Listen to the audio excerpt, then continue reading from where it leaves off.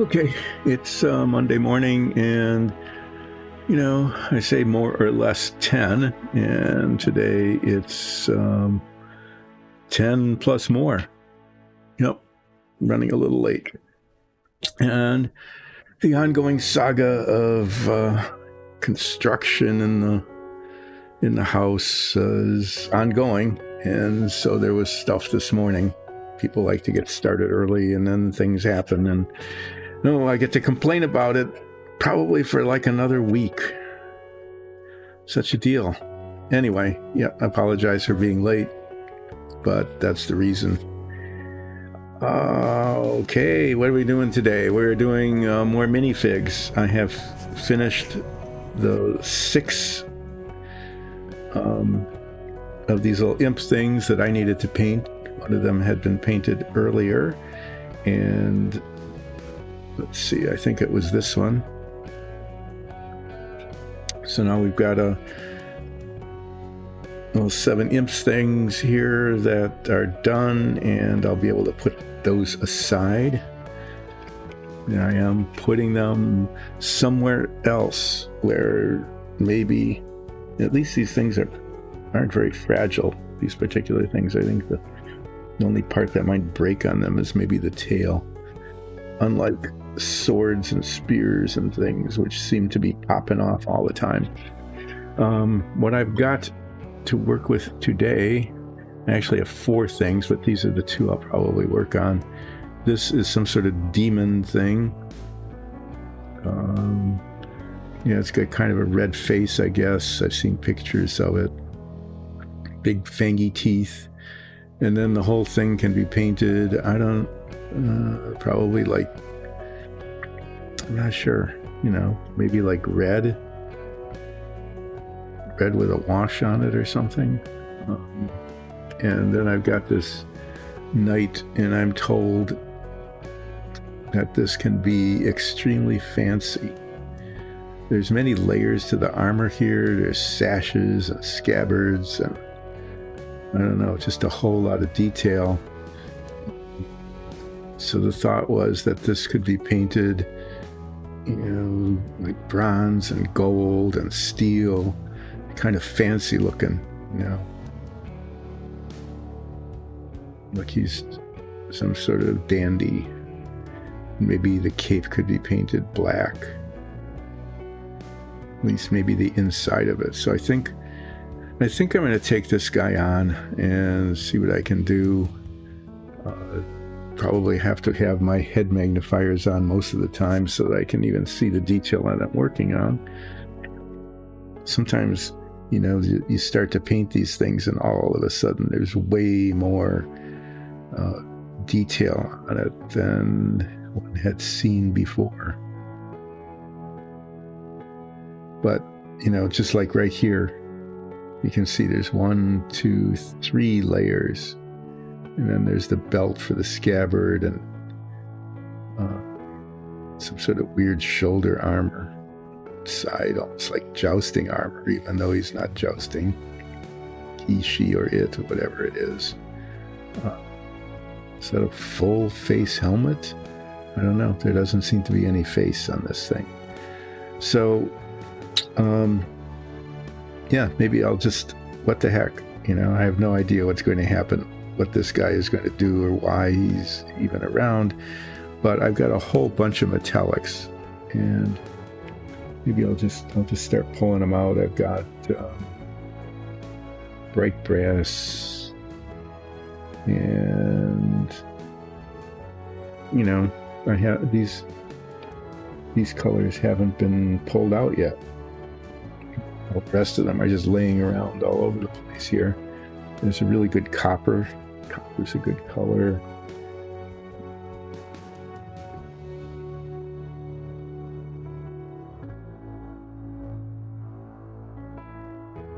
Other guys might be out already. So I'm gonna look around, waste a little time here looking for metallic colors.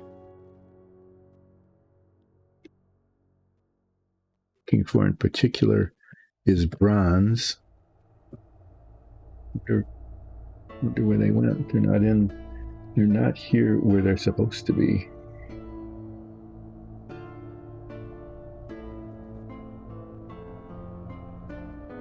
Polished gold, chainmail silver. Here's the bronze. I really like this color, this bronze color. That's pretty nice. And then, of course, I've got all these other metallics. The silvery colors, all the aluminum variations that come with the metallics, like steel. Steel is a nice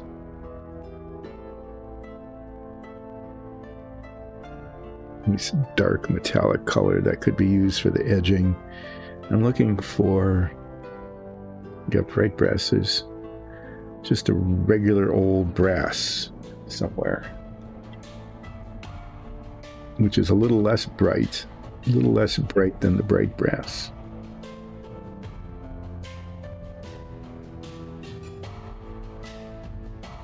And the more time I spend looking for it, the less time I need to spend doing relaxing painting. There it is. Yep.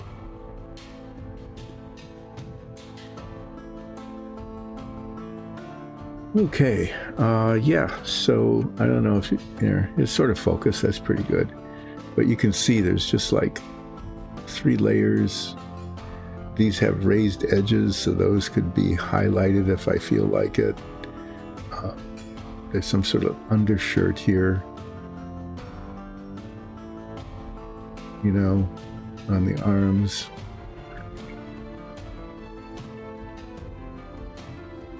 It's the plastic that needs to come off. Just looking at this thing, trying to just even starting to get some sense of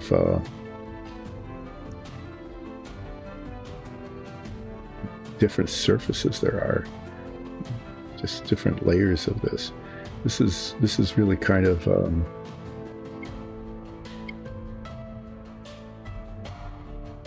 yep. If I pop that up, this will pop up and break the sword off. That would be good. Could do that. That'd be a good way to start a Monday. But this is break it right off the stand. This is not a piece that should be there.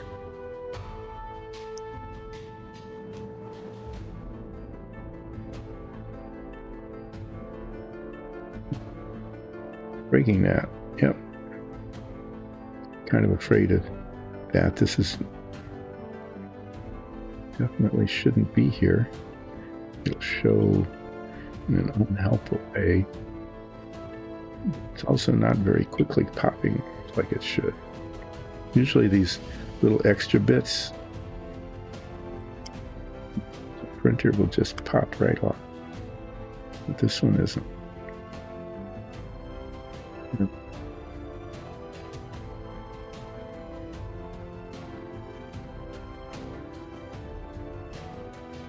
I think I'm just going to have to chip away at it, because this is definitely one of those things that on a Monday morning would turn into a disaster. Almost has already. I almost broke a foot off. I almost broke the sword.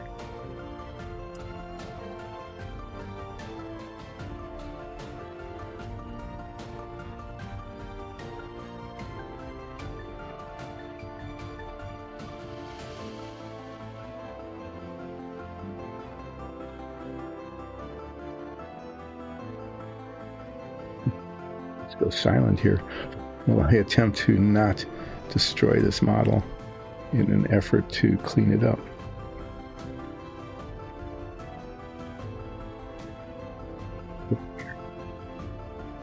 A very, very big chunk of plastic that should not be there.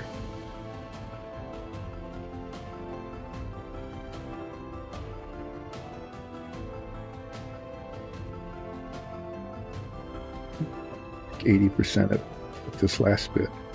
This last bit is not wanting to give up.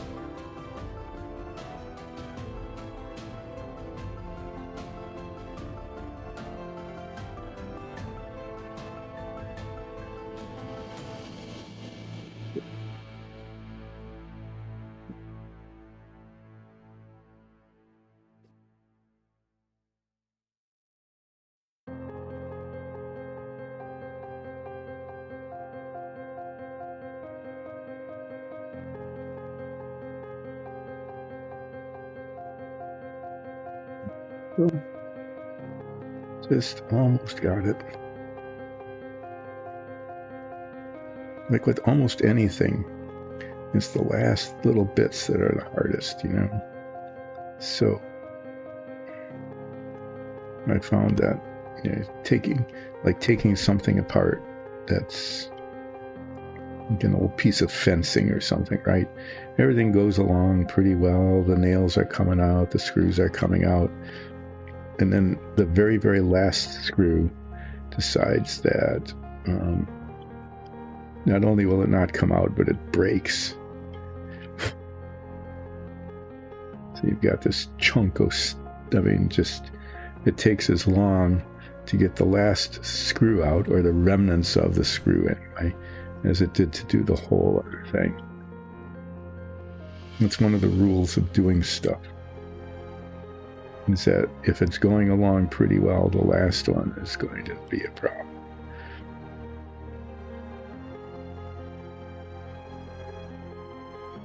I think that's good enough. At least it, you know, it opens it up. It makes it look, it'll be okay once it's painted. So the inside of this cloak, okay, you can see how it goes all around everywhere. That's the first thing I need to paint, because then other things will be painted up to it. There's no way I can get that inside of the cloak painted without getting paint on other parts of the model, right? So what I want to do is paint it first, so that if I get paint on other parts of the model, that won't be a problem, because they're going to get painted again, some other color, the color of which I do not know.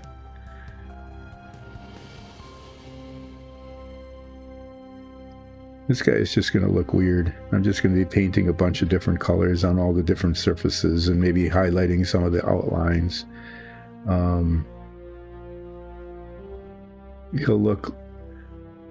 He will end up looking as though he had no fashion sense. I mean, that's the result of this. It's like, oh, I like that color, so I'm going to do something in that color. Or that piece of metal looks really good, so I'm going to just do that. Right? And then the result will be kind of a I don't know if it was harmonious or not. Let's find out. So because most of this is going to be painted metallics, I'm going to paint the inside of this cloak black, a nice flat black color. And it'll just look like a shadow when it comes right down to it. And I think I've used this brush on the imps. It has this nice long point, and this will be really useful getting the paint up into all of these nooks and crannies in the back behind the rest of the model. There we go. You, whatever demon-y kind of thing you are, will just have to wait.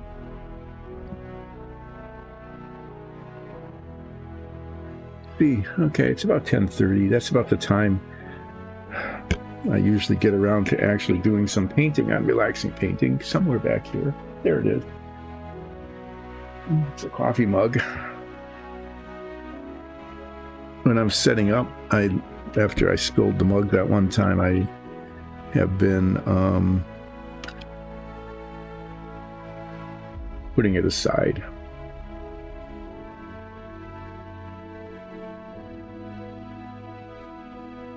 That might be.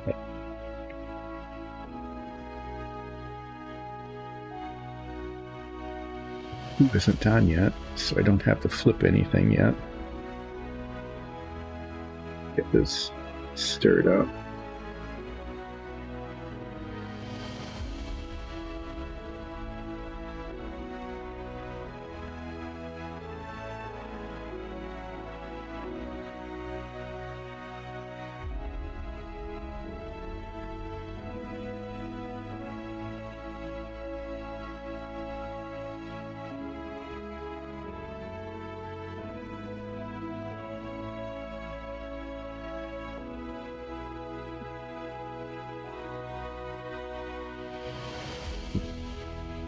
handy little holder thing.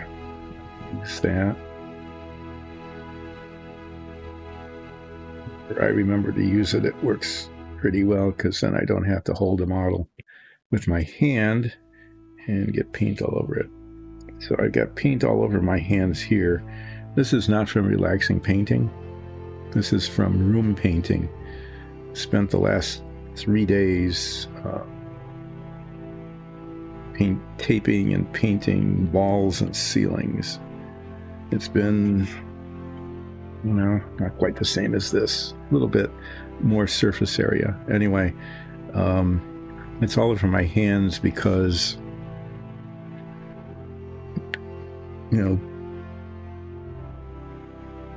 you've seen it here. Things fall, they drop. Paintbrush fell into the little bowl of paint that I was using, and it was just totally covered. Became totally covered in the wall paint, and so when I pulled it out, got all over my hand. You can see already, just that little bit, how my painting is black in the background. It's really whatever is in front of it is really going to stand out.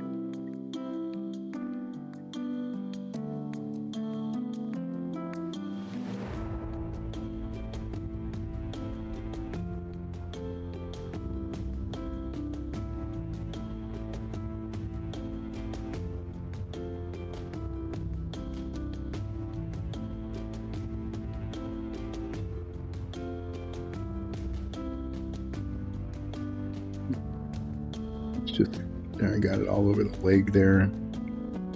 That was just careless.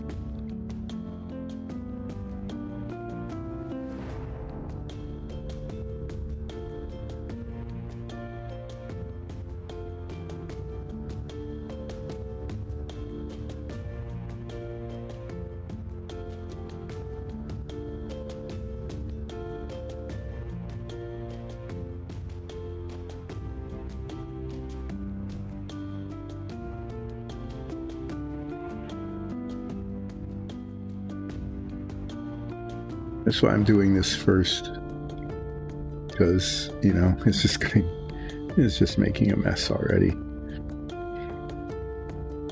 We should just call this relaxing making a mess with paint with Dice and Dungeons. This is where where it got scarred up when I was removing that piece of plastic before, but it gets covered with the black paint. Paint is kind of a marvelous thing in terms of how much you can hide with paint.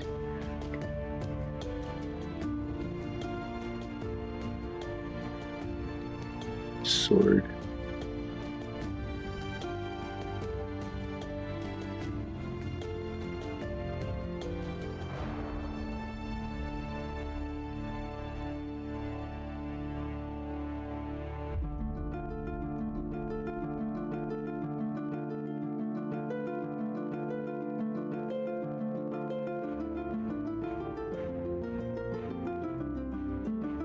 This is pretty shiny right now, but this black, when it dries, it's really nice and matte. It's flat black.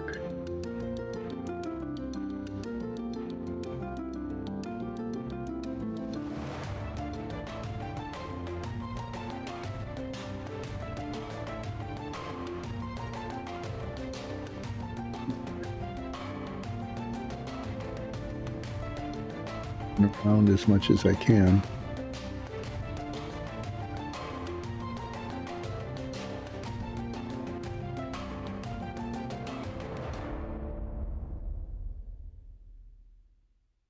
Trying to decide how these pieces all fit together. Let me clean this brush. There's so many layers on there. It's just it's like 3 or 4 layers of stuff, especially around the skirting. Here is trying to decide what color to paint them. Those are the, he's got the breastplate thing going there.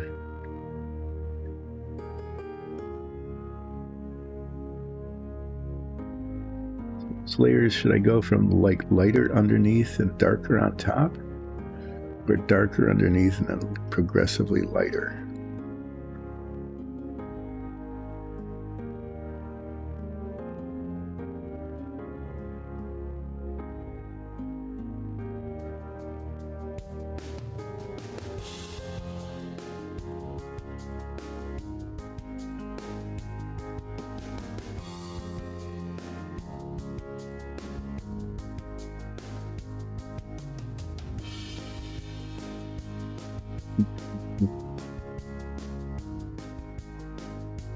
As long as the tip stays coherent, and sometimes the bristles decide that they just want to go springing out all over the place. It's a really good brush.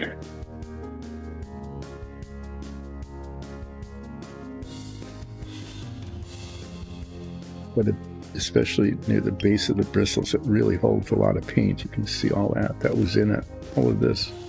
Just been painting that a little bit. So I'm using the isopropyl alcohol solvent here to try to get the last bits of it out.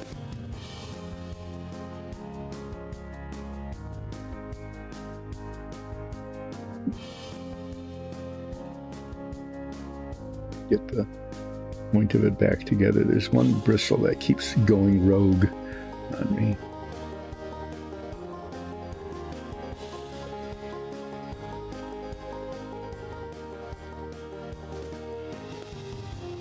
I think I'm going to paint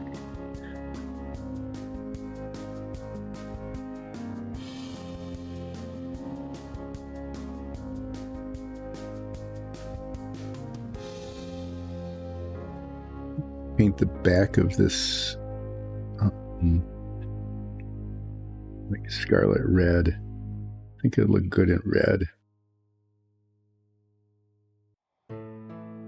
Maybe put like a smoky ink wash on it to make it darker and richer and catch the folds and things in it. We'll see how this goes. If it goes badly, then we'll just reprime it, I guess. I'm going to use bronze first, to do the breastplate and the bottom layer of all of these layers of the skirt of the armor in bronze. And then I think I'm going to do something really bright, like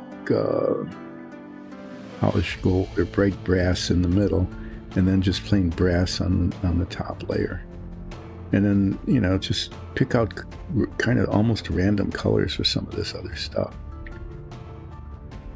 There's little bits like the knees here and the arms that look like they are cloth or chain. Maybe they're chainmail. No. Let me get this color on, and then I'll get the head magnifiers out.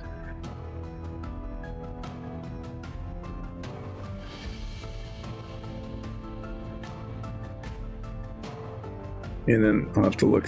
I'll be wearing those because it's really hard to see the detail. But those things just make it all just jump right out.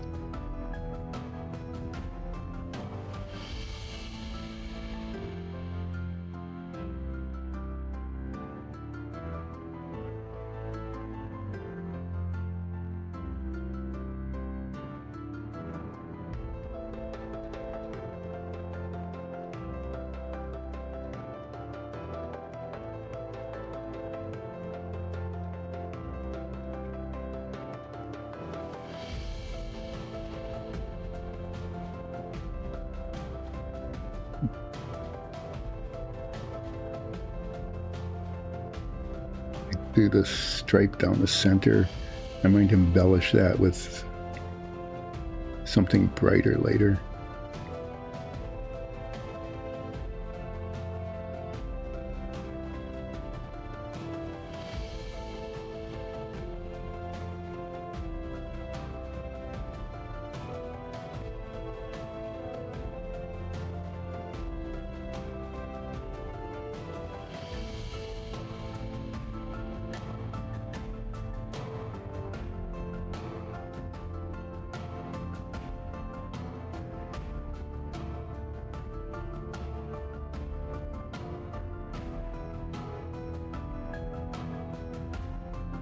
done these models before, sometimes I've said, well, I don't want to just because there's like all these different pieces of armor, each one does not have to be a different color, because sometimes it just like starts looking chaotic, right? But in this particular case, I think like every little thing that shows as a separate plate or whatever should just be painted a different color. I mean, not that I'd end up using 36 different colors probably, but that, I might reuse them in different places. Like I might do something else in bronze. Mm-hmm.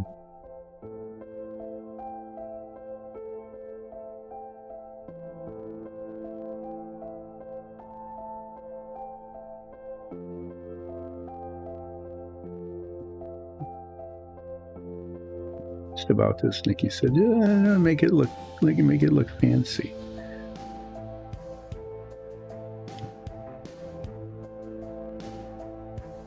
Fancy in the sense of bad sartorial taste, I guess.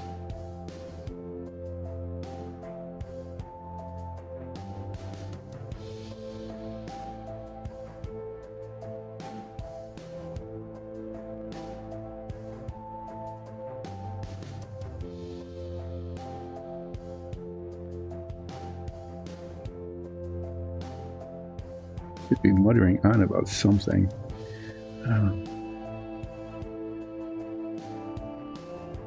Talking about something yesterday, and I could use on the stream, but no, I can't remember what it was. So there it is, lost. Yeah. So the under armor, the heavy armor, I guess is going to be bronze.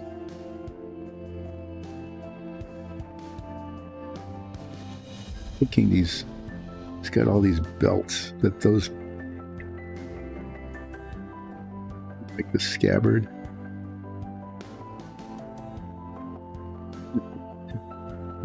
Be highlighted later. But like these belts are probably some sort of fabric, but they wouldn't just be like brown leather. They would be something colorful. Maybe like a dark blue, right? Maybe it would be scarlet red like the back of the cape, making some effort to coordinate the colors. Maybe not in a very effective effort, but, some effort.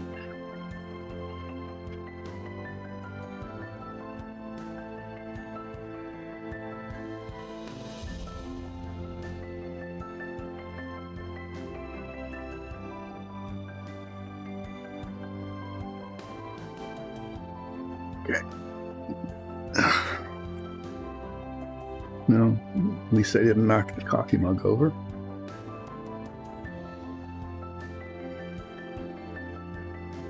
Oh, hi. Thanks for joining in.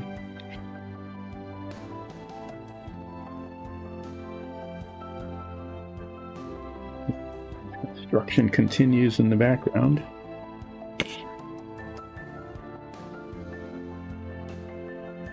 There's actually a chance that we can actually start using some of the second floor of the house that has been totally destroyed in bits. Now look at, what is all of this? Now I'm looking at it.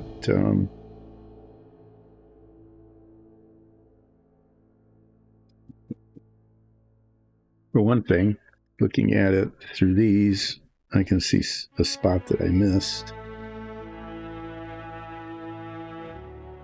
Little buckles on this thing. One could go just... This could be...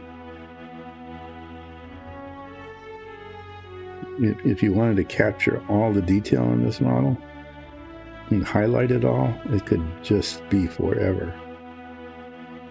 Like I'm just discovering these buckles here that are holding this on. That probably should be a different color too. Probably use a dozen different colors and half a dozen brushes.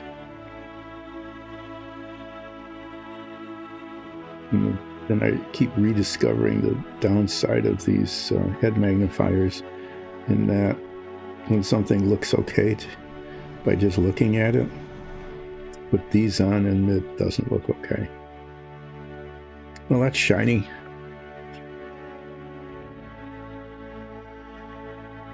Add a different shiny color. I'm going to try to keep it a little subtle. Instead of the gold, I'm going to use bright brass and then brass.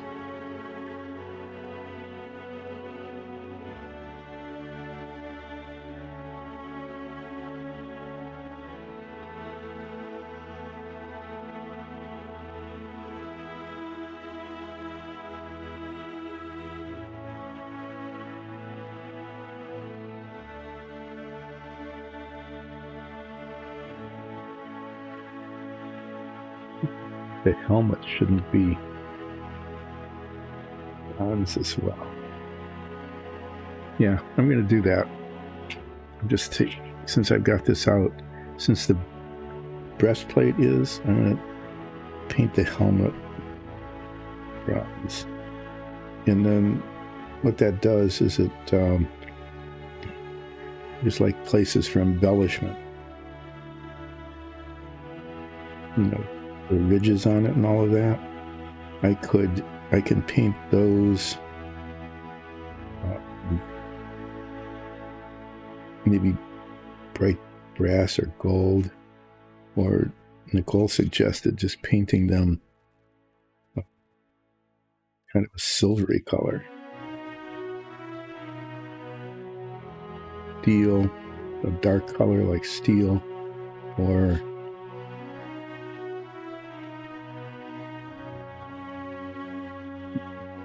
dark aluminum or something.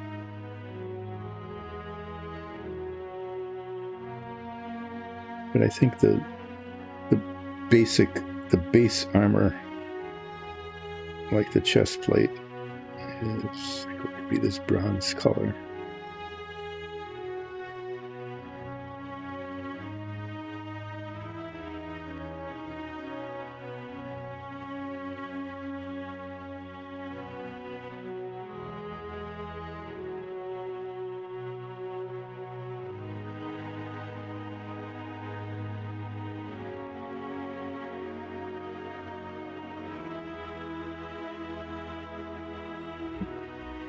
That's pretty good. I like this color. And like I said, I can like the ridge on the helmet.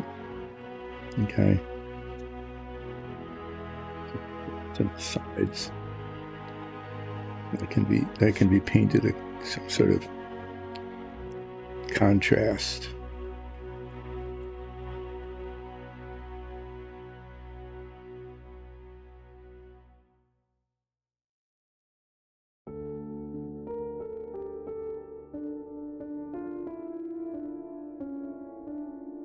I think that the steel color actually might work pretty well on that, if I could get it just on the ridges.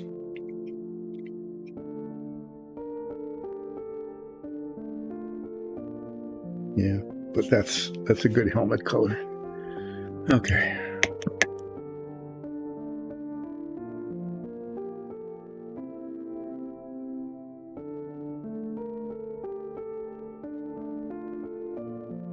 White brass.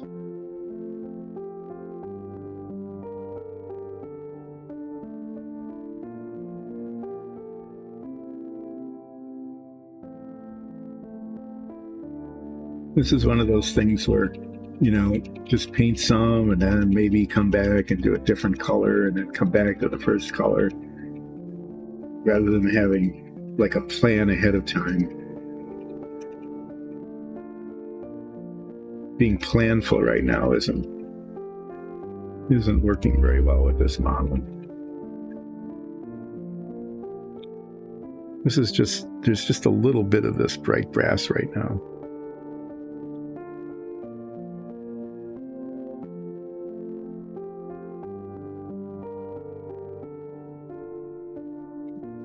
Just getting a bubble. Getting any paint, I'm getting bubbles. Okay, well that should be enough. Use this bitty brush, and I'm going to be painting just the second layer of this undercoat thing, whatever it is.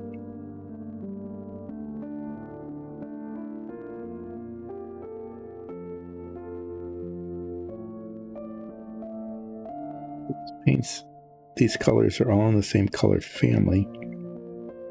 It's just that they're different shades. It's just shading.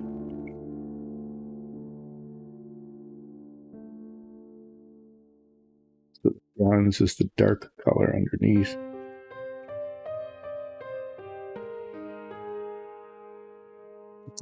White brass will just be between the two.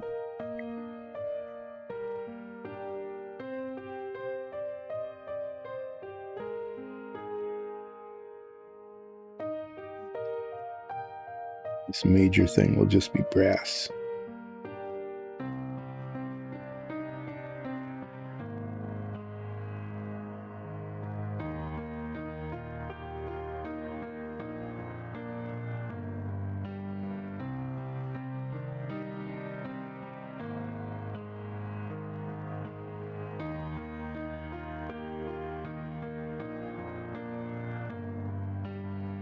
No, this isn't quite right. It's like it's not stirred up well. I mean, I got a lot of bubbles, but I think the metal particles are just really stuck on the bottom there. This needs a major shaking, because all I'm getting is solvent right now.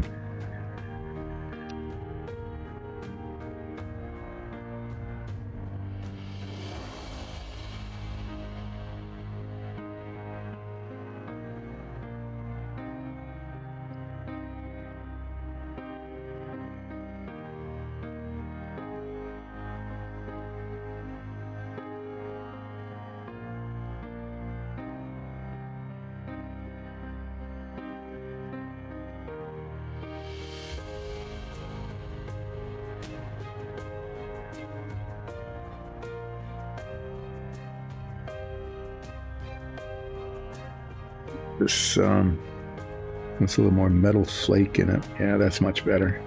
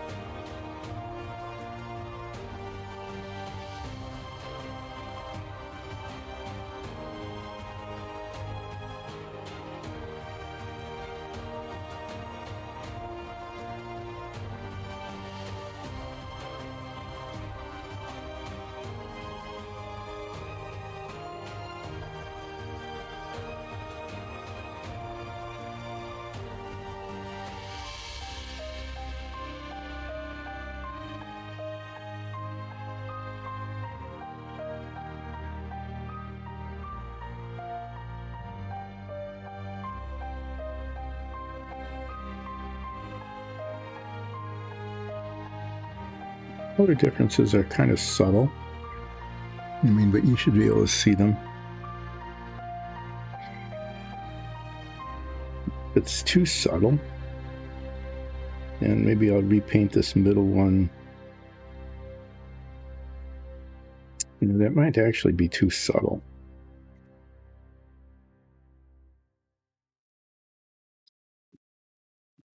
Let's set it aside for a second here.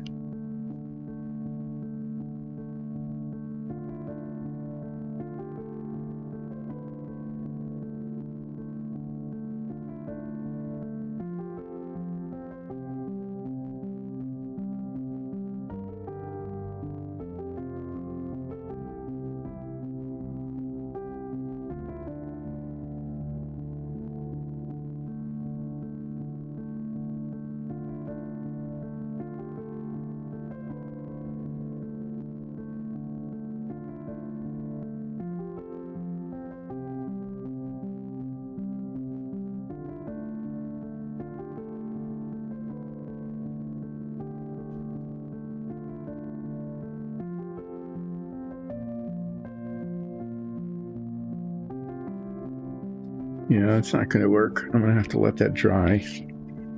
And I think I'm just going to... I mean, you can see from certain angles, you can see how much lighter it is than the bronze underneath. But when you look at it just full on, it just shimmers. I mean, like if you look down on it like that,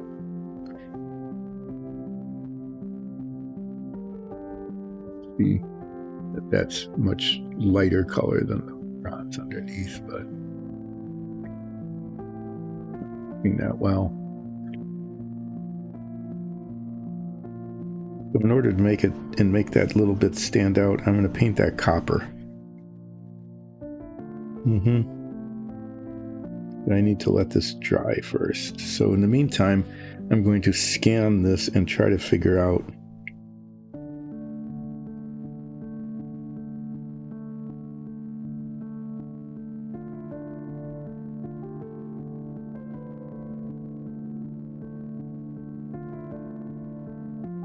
maybe I just need to do more bronze places. Right? Okay, I'm gonna do some other things here since I got the bronze paint out yet. Is the boots are multi-layered. There's layers of like 3 layers of armor. I give this guy bronze boots. It's like scale. I get the regular brass.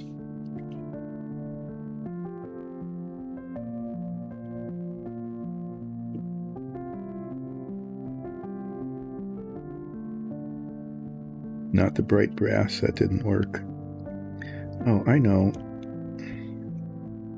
Okay, that's what I'm going to do.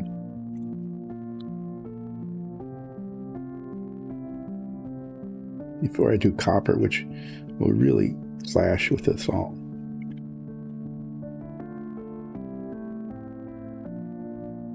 We've got this bright gold. That will be different. It's got a different, really a different color palette altogether.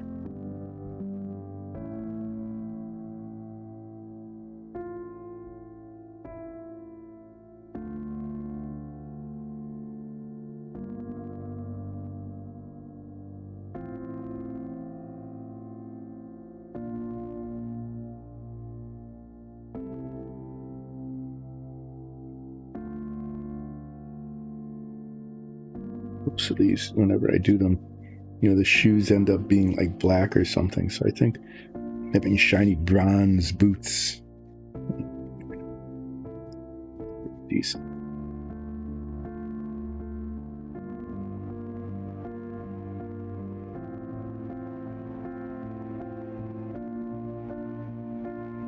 Let's see where else I might want to put this bronze color.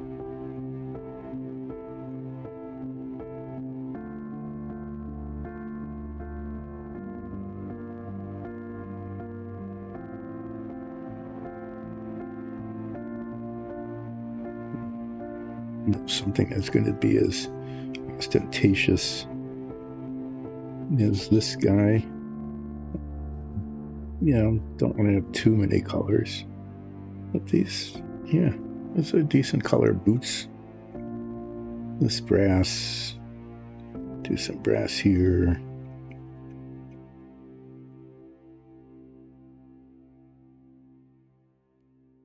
Don't need them touching each other.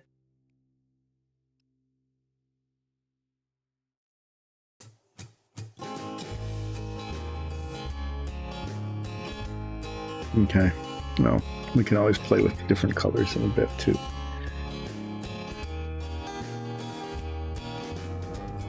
I don't know if this is dry yet.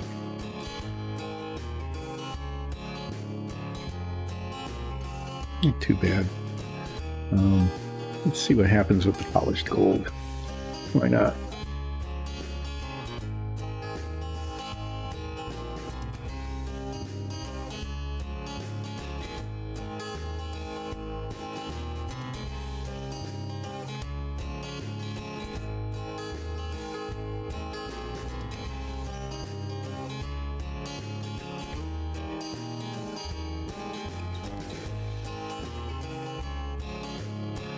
But yeah, I think red accessories, like the back of its cape and the scabbard and the belt holding the scabbard, those are all going to be scarlet red.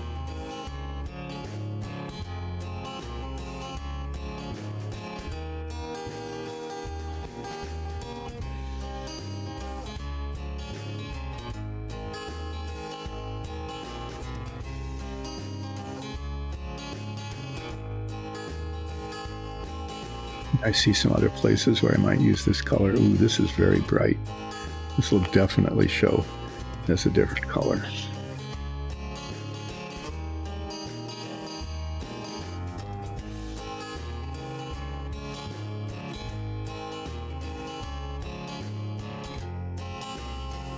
Not, you know, it's too far.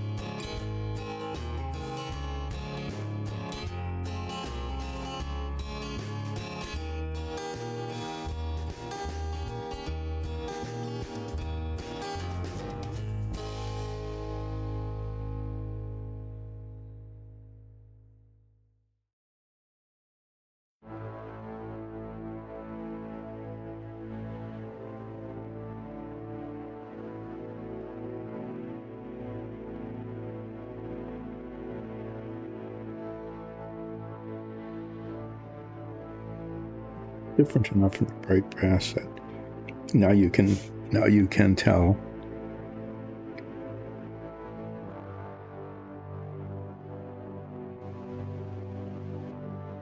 Tell that it's a different color there.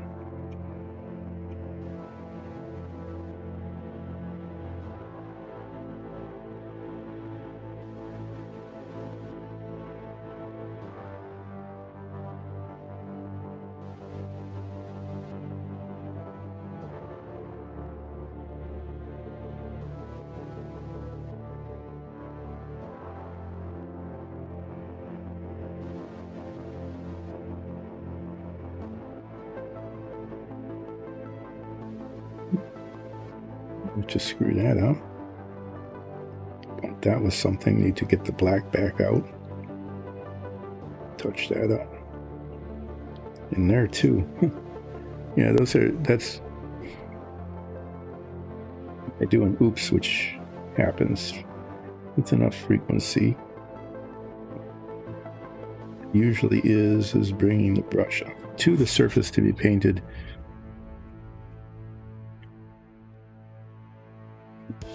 Moving it into an already painted surface, which is what has happened in two places. Fortunately, they're fairly easy to get to, so fixing them won't be a huge problem, but, you know, there it is. So there, it's a little subtler, but it's not bad. So I think I'm going to use this up around the collar here.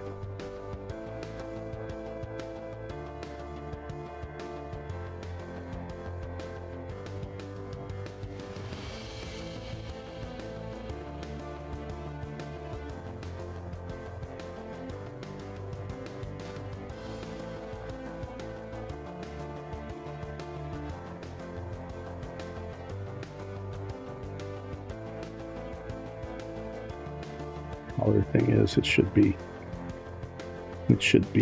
really bright.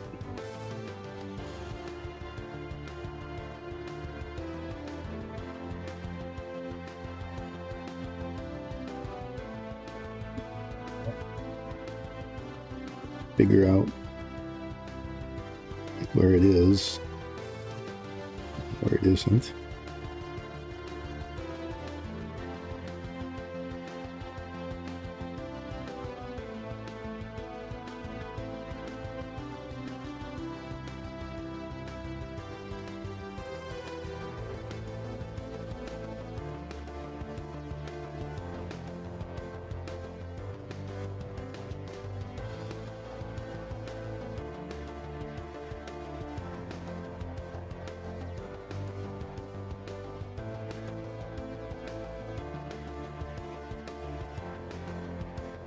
Nicely with the dark red.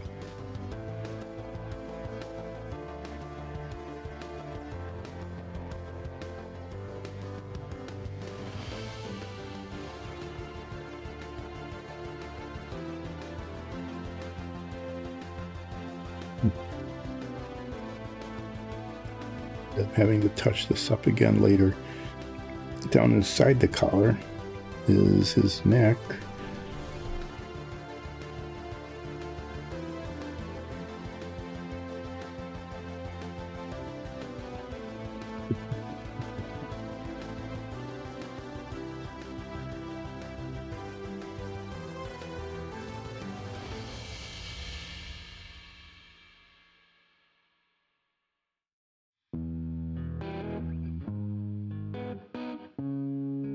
You just paint that black, make it look like a shadow of something.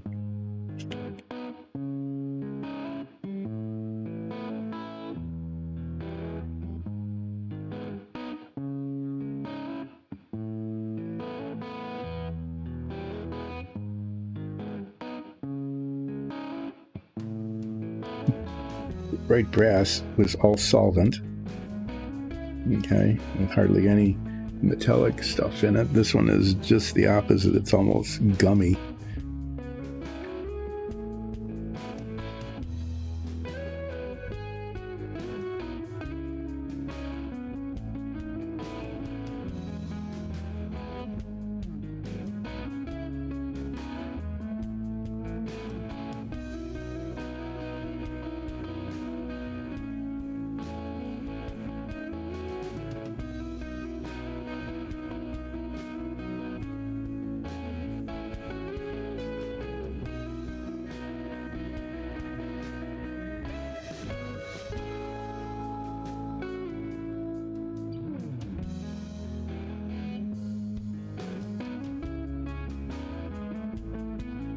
Collar stands out nicely against the helmet. And between these two bronze pieces, that looks pretty good.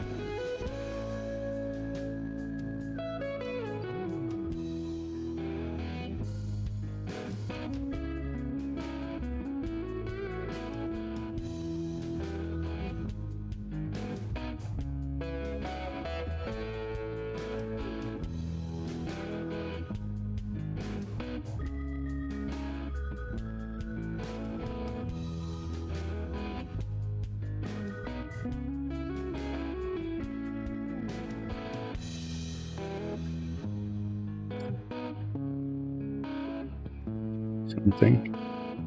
I don't know how well it will work, but I need to paint the inside there. And I have to do black touch-up anyway, so I'm going to try to do that.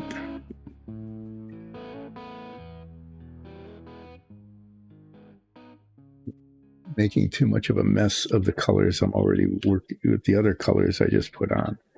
So I'm going to use this long tipped brush and try to get the paint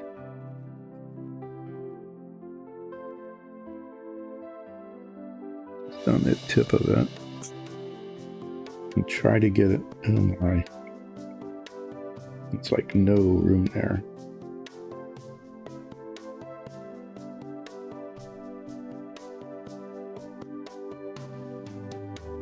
Do what I'm doing.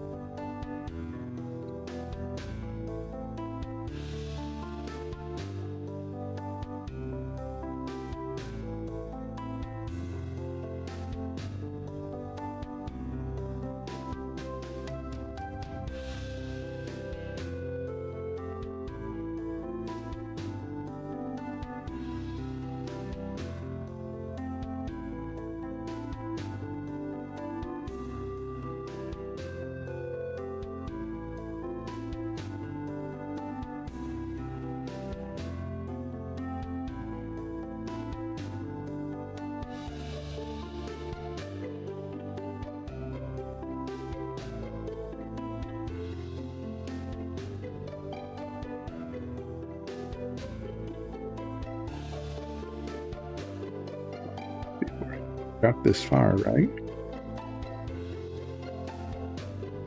I may end up having to do some serious touching up. Yeah, some serious touching up on the face of this guy.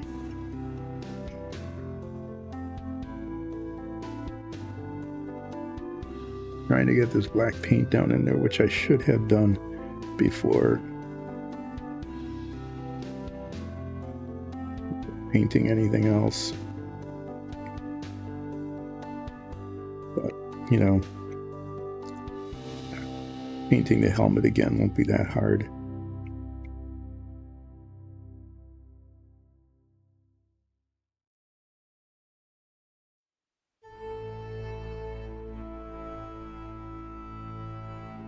The story is, you know, if you have to paint something like with the cape when I did it, it's like I knew that I have to reach around, reach in and stuff.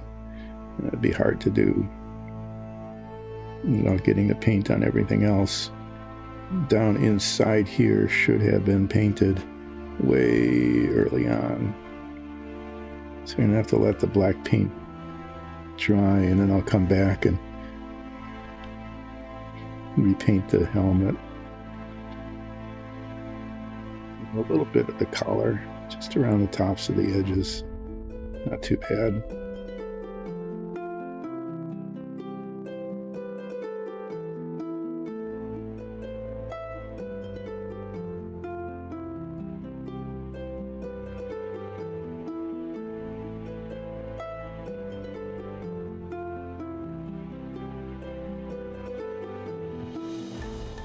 Just a lot of, kind of a lot of mess there. That was just to be totally expected. But like I said, I can fix that, I think, fairly easily. Just have to get that same color out again. Let's get the bronze back out, get the gold back out.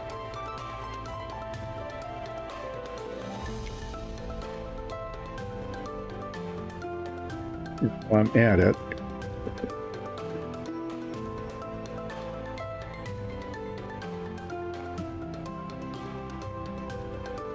there are actually little eye sockets in the, good grief, I'm just destroying this brush.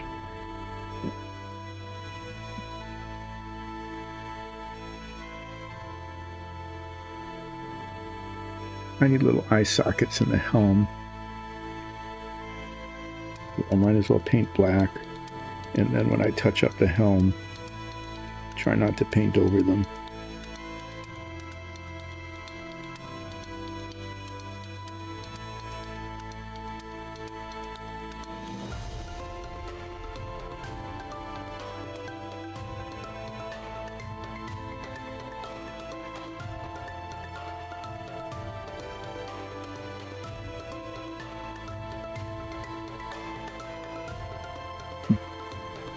Side. Okay, well, yeah, might as well do that. So there's just a lot of stuff that needs to be repainted there.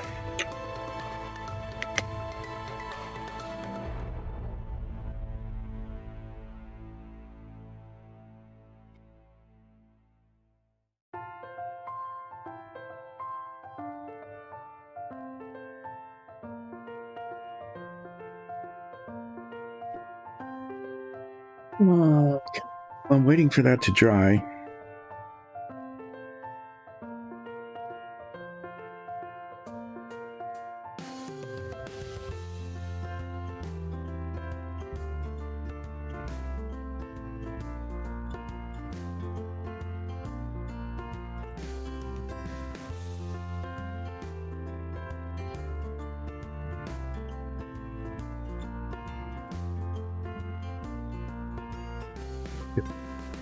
See how the brass does today. See if this is good enough.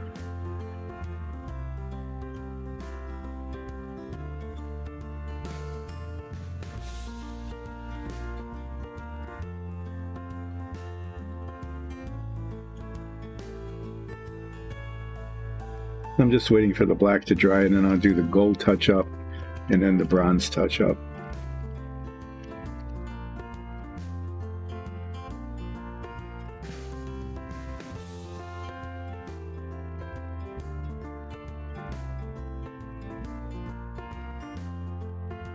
Another one of those metallics. There's probably a lot of it settled down.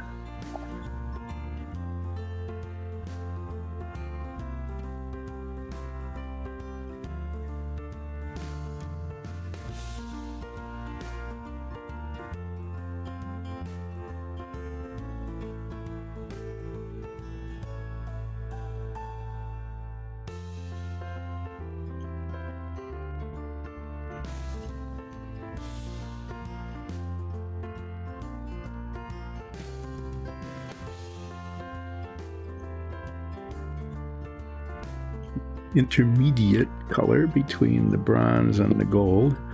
At least that's the intent. See if I can use this brush and make it work. At least on these large surfaces.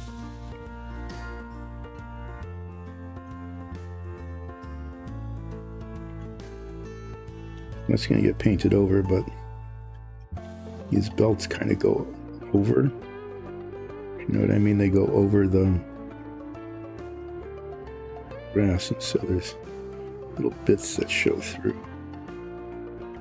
I need to paint, and then I'll paint up to them later.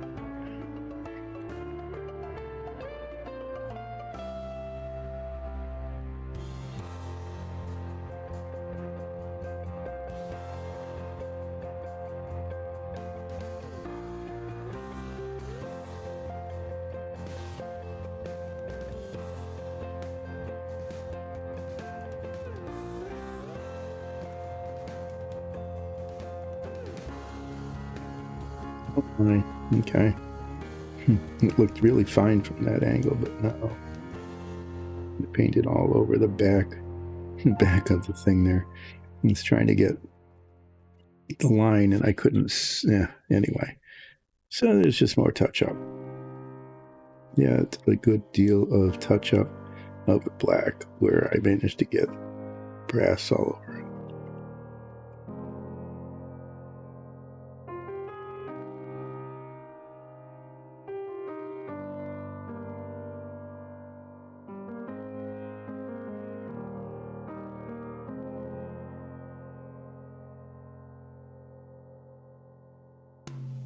We do the same on the other side, right? Why not? Keep it going.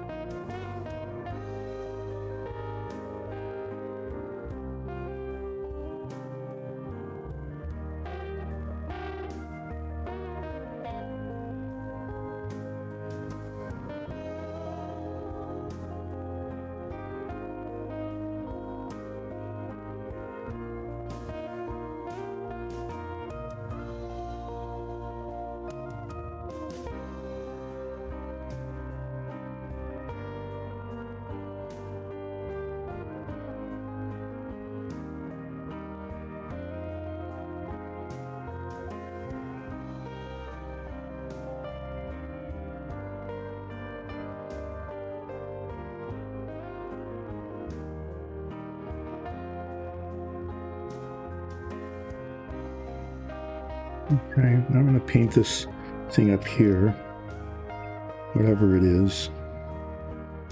It's going to be brass.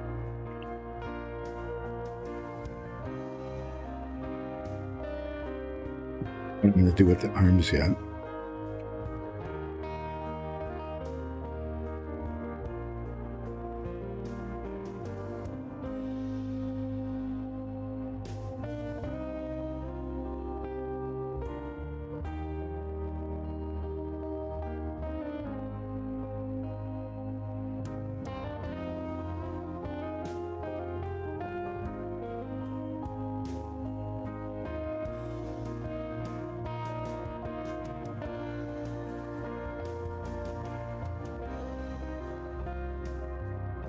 And I'm going to have to get a smaller brush out to get down in there.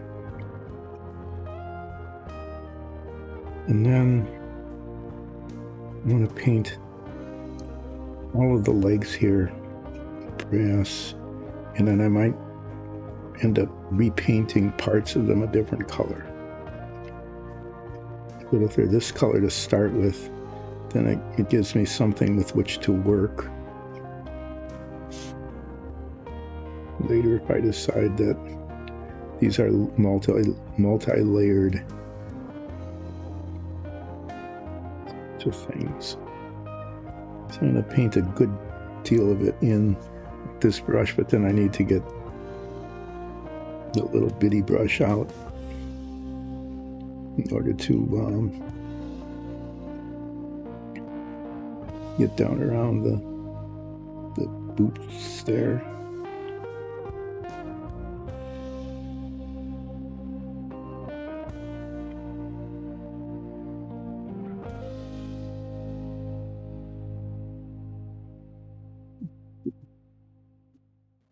It goes.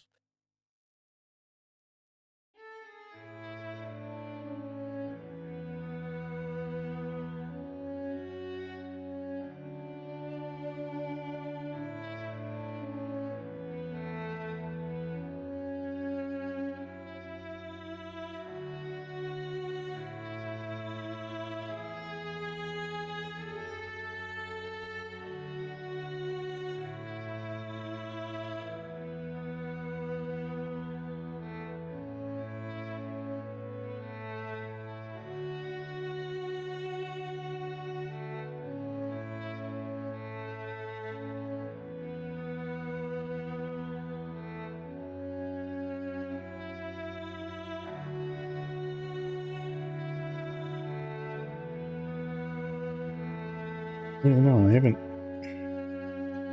Usually I should be telling all sorts of like 1950s and 60s anecdotes and stuff, but I just can't think of any today. It started on Friday. I just started basically running out of material. What do you do when you run out of material, right?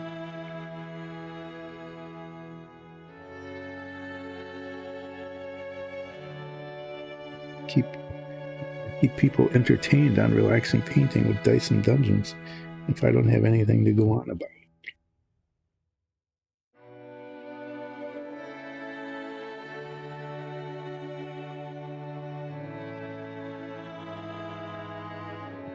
About it.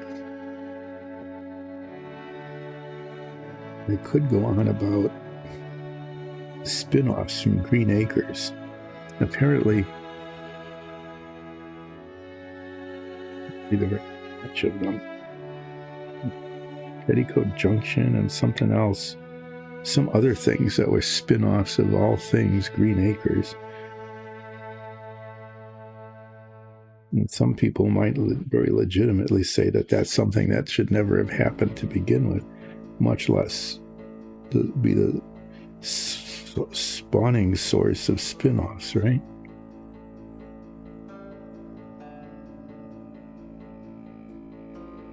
You know, but you know, how can you resist such classic characters as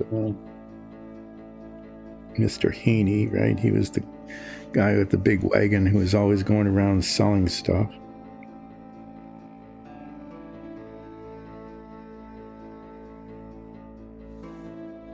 Arnold, everybody loved Arnold. Arnold was the pig, right? You can have that.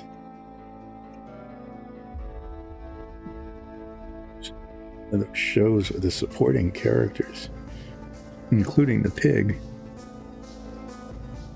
It's really important to the show.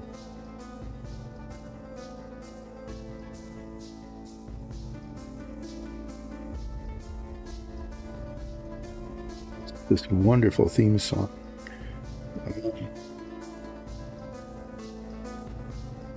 So when you heard the theme song, you knew kind of the era in which it was created. I think I remember most of it.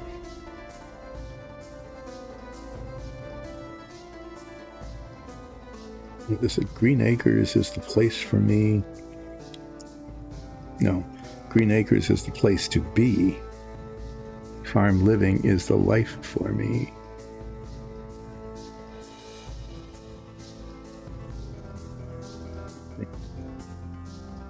You keep Manhattan, give me that countryside. And then she sings, New York is where I'd rather stay. I get allergic smelling hay. Not quite grammatical, but you know, it makes the point. I just adore a penthouse view. Darling, I love you, but give me Park Avenue.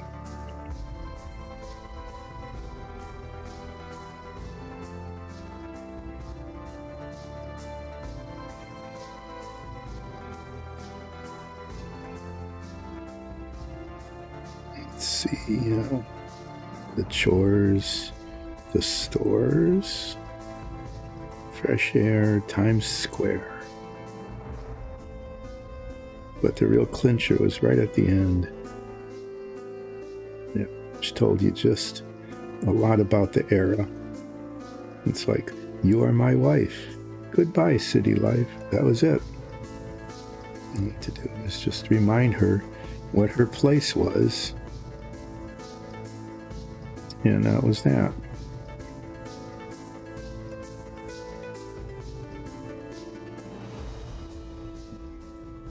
Green Acres.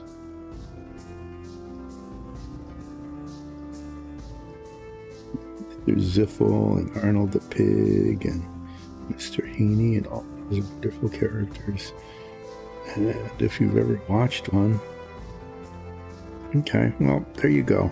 Color differences are a little subtle, but you know, they show up, I think, pretty well.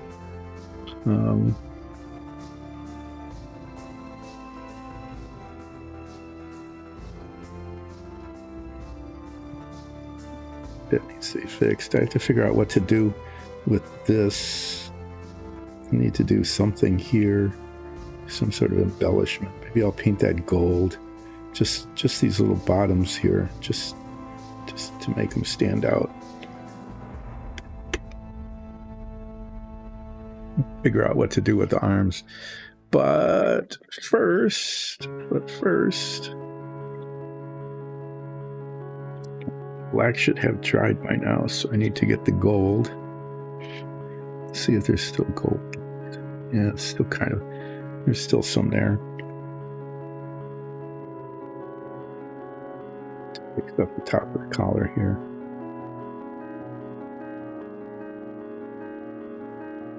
Put up top of the collar. Got pretty ragged looking here.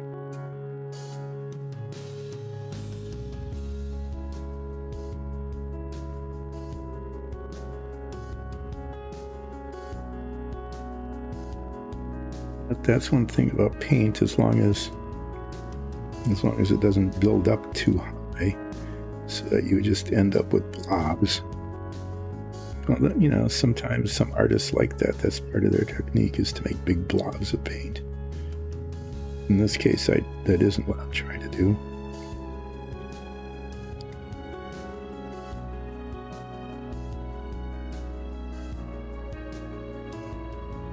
Fix this color pretty well.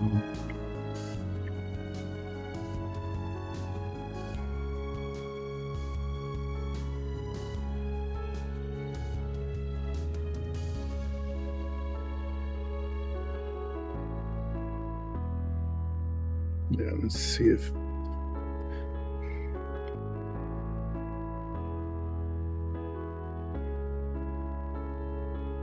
just, yeah, this will show just enough. Just around here. You get the subtle color differences in these, or yellow metallics.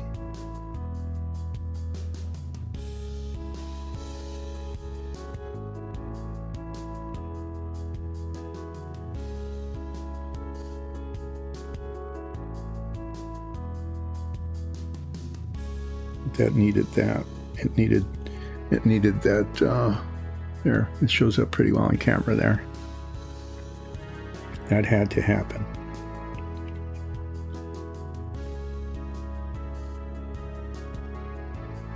Right. The legs are, that's coming. Okay. Needs to do some bronze touch-up. Like the entire helm is just got destroyed in this process.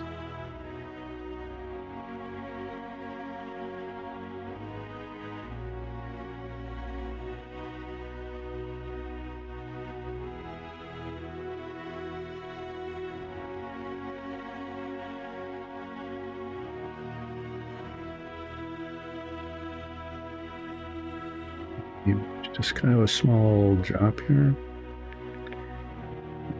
Yeah, so Green Acres told women what their place was if they were married. So if anybody isn't familiar with that, just listen to get yourself a download whatever music source or whatever you use.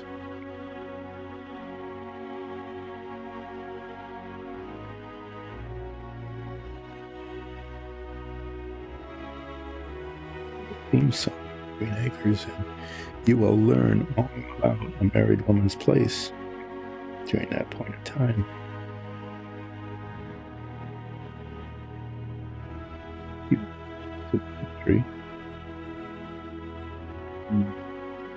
Investment banker or something had all sorts of money in New York.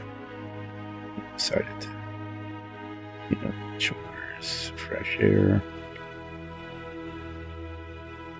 She had to give up her entire life, and she did. Gave up her life because you are my wife. It goes, you are my wife. Okay, that's it. That was the end of that conversation. Goodbye, city life, just like that.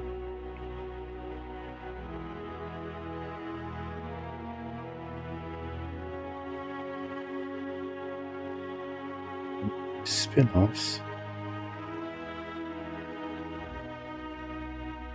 I think Petticoat Junction is the women on that show. I don't remember being. I think they were pretty stereotypic, kind of giggly post-teens. I don't know what their ages really were.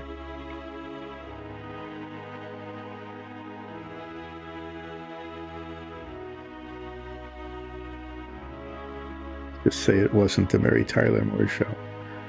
Okay, in terms of their portrayal of the young women of Petticoat Junction.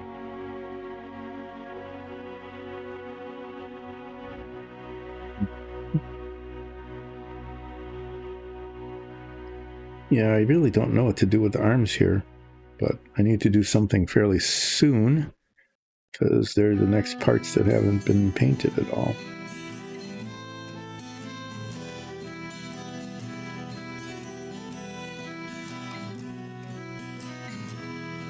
Finding things that have no paint on them, ridges, corners, and nooks and crannies and stuff.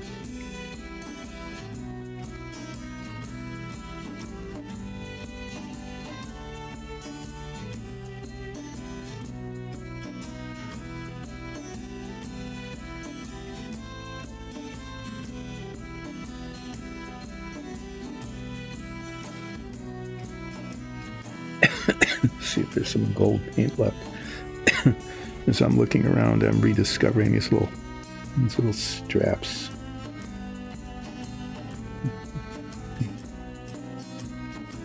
Once they're there, I'm just going to give them this gold paint just so that they show a little bit. Whoever designed this model went through all the trouble of putting that detail in, so why not do that? Can't see it very much, but it's a little contrasty. Okay. The three different colors show up pretty well there. The little embellishments on the there. To do a bunch of black touch-up just all over the place. And then just figure out what to do with these. Wearing And those should be like leather gloves. Maybe I'll paint those red. There's this bit here.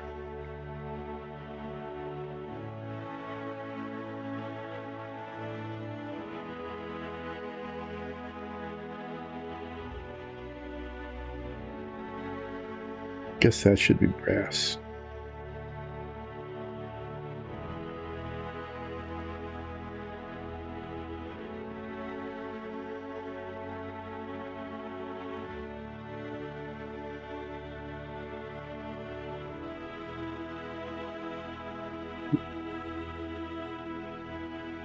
Scaly bits.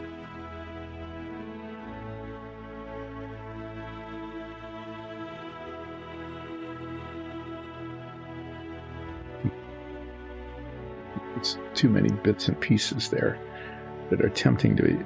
I want to just stick maybe to these 3 colors if I can, and then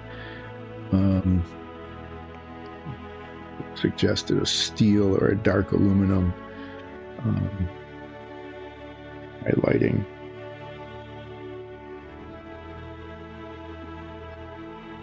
Bits.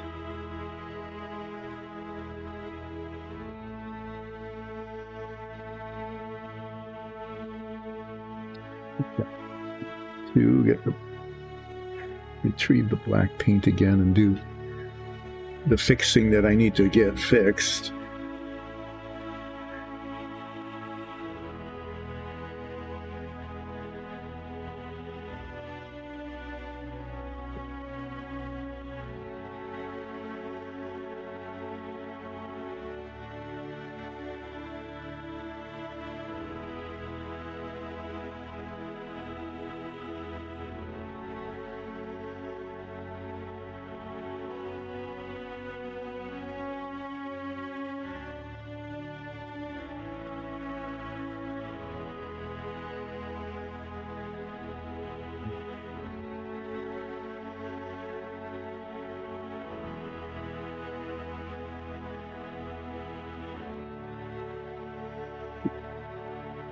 Angle.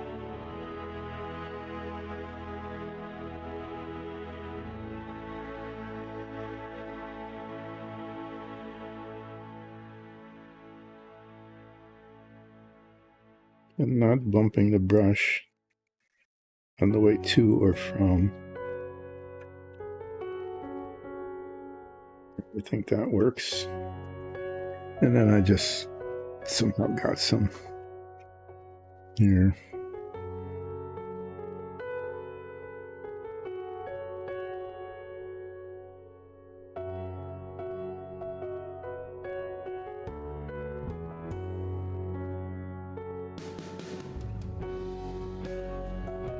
Well, the next color is I'm going to do the scarlet red.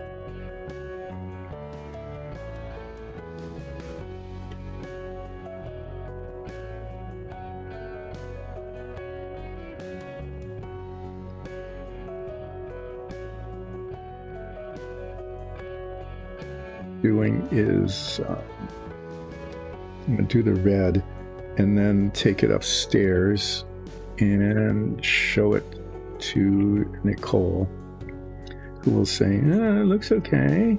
You know, this kind of non-committal kind of, yeah, I mean, it could be worse kind of look, reaction. Get that. And then get some ideas about what to do with height, with where I would put the steel color or the dark aluminum, and what to do with the arms. Because the legs look okay, just brass and gold and bronze like that. But the arms just, there's just more junk on them. Or pieces of armor that are kind of, I don't even know what they're supposed to be, some of them.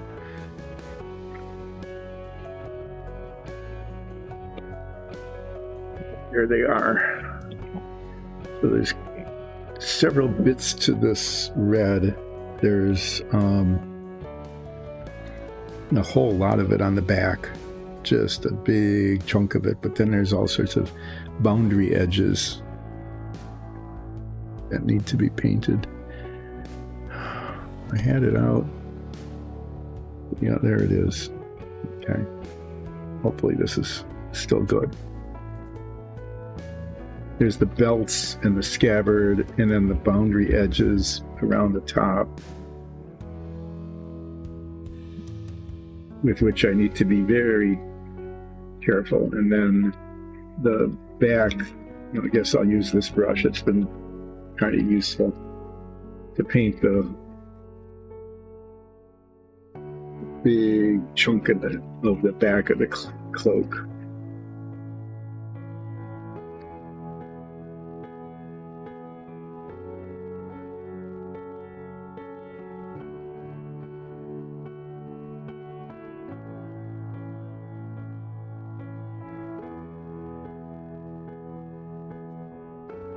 I'm going to start though with the fiddly bits, the belts. Do those first. We'll have to come back again, at the brass and the bronze anyway. Do touch up on them, but these started.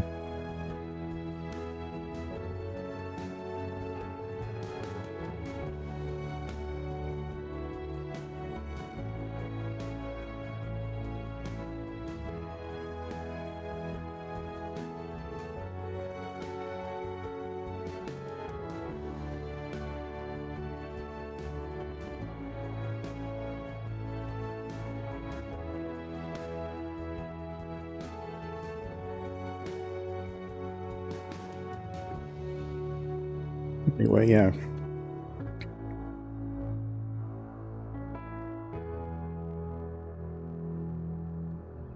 Green Acres.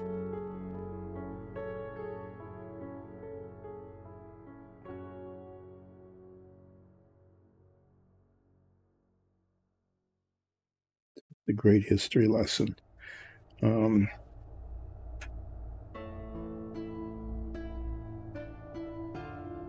Yeah, anyway, you should watch it.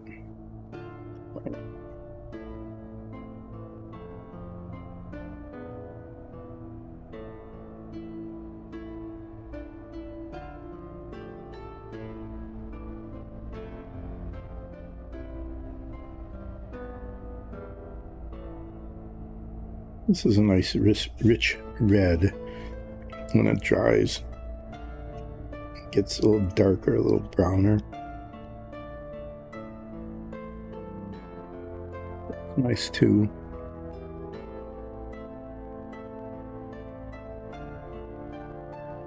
We use it quite a bit for all sorts of things.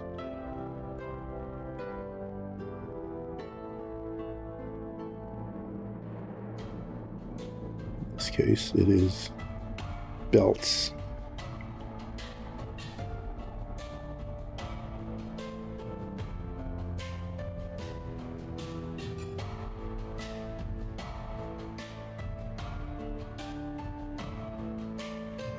Tiny little belts.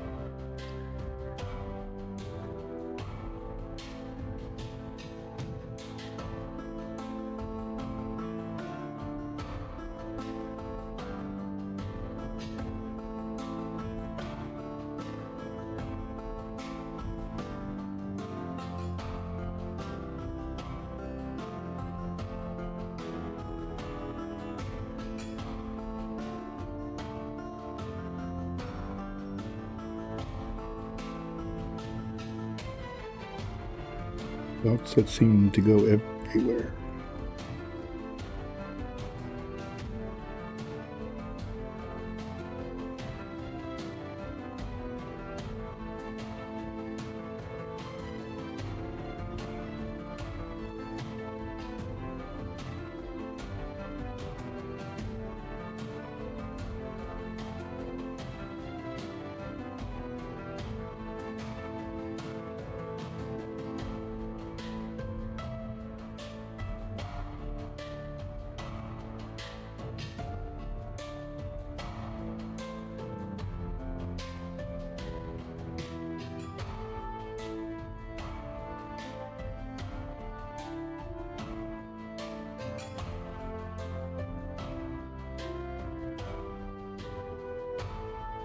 The paint is not going right to the tip of this brush.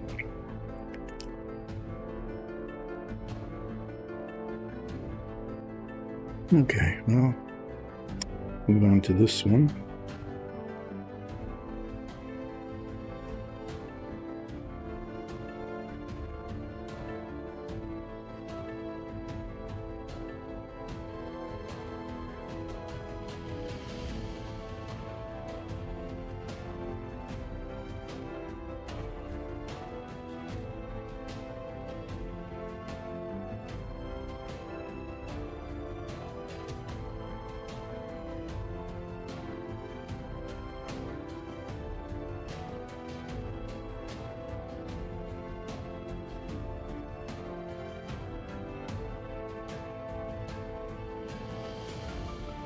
This feels like it's taking forever. Probably because it's taking forever. Get these little bits here.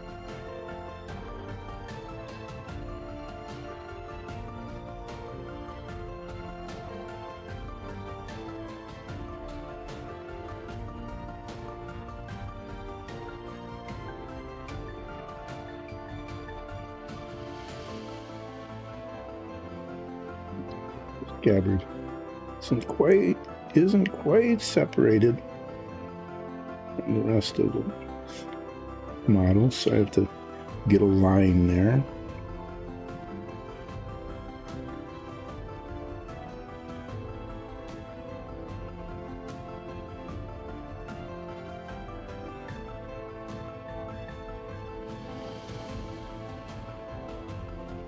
Scabbard has lots of little metal embellishments on it that I'll paint on later.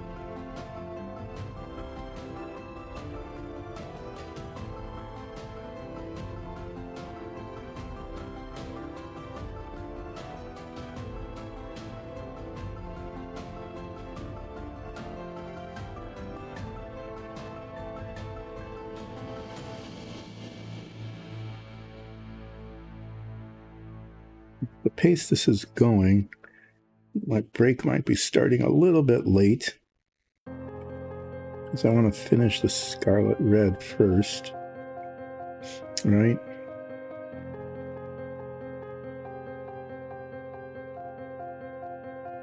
Just a lot of just fiddly little edges, you know, where it meets the other colors. And back here, it's really hard to reach.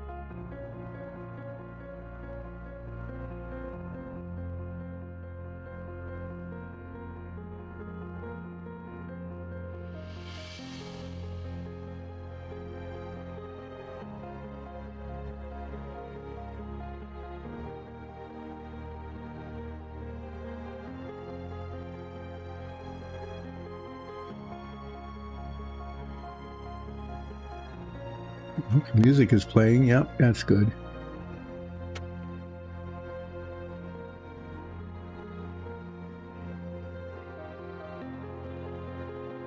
Oh, hi. Sorry, I just looked up at chat. I've been putting my face way down deep in the this mini that I've been painting. Let me...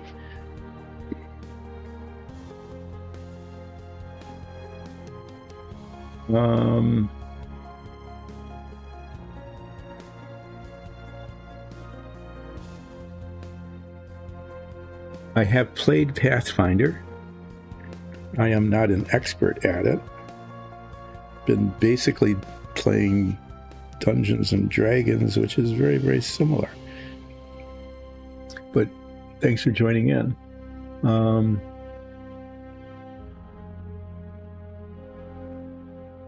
you're only listening in? Okay.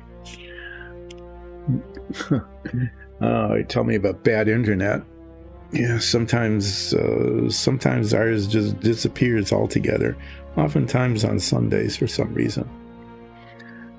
So yeah, you got me while I was being pretty quiet because I'm trying to focus on getting paint on just the right spots of this little night-like.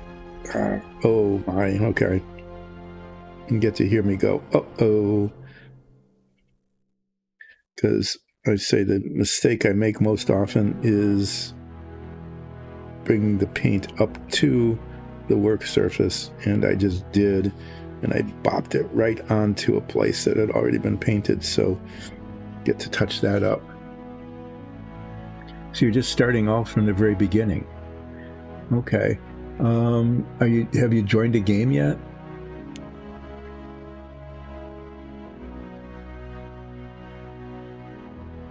Just get my other glasses on here so I can read the chat screen. Even though it's in large print, it actually needs to get bigger because when I'm focused close up. Okay. Well, that's how you do it, right? It's like learning to swim the hard way, is you dive in and hope that you don't drown. So your DM is going to be pretty...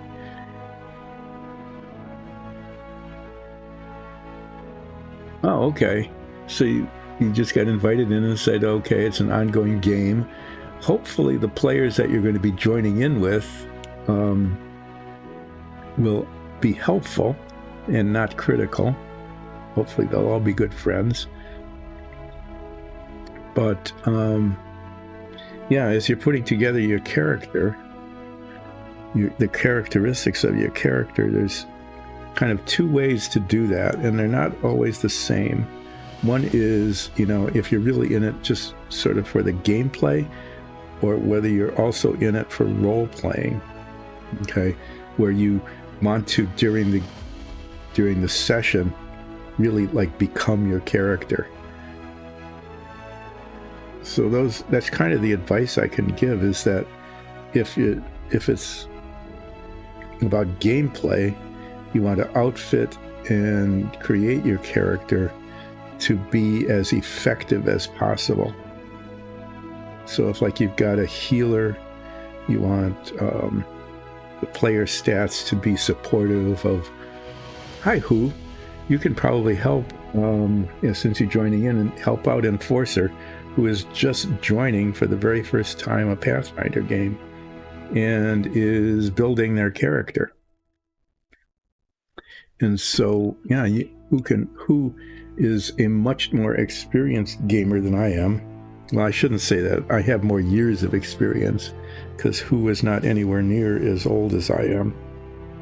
But who is a much better game player.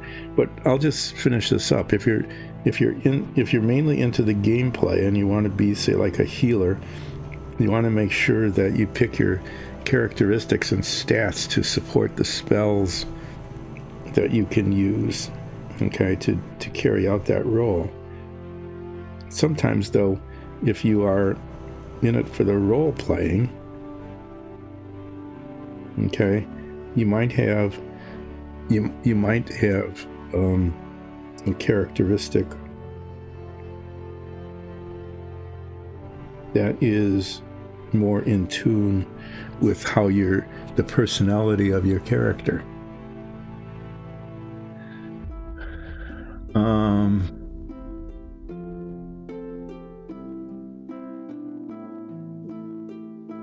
Druids are a lot of fun to play, but there are, again, that kind of depends on what you want, what the other players expect.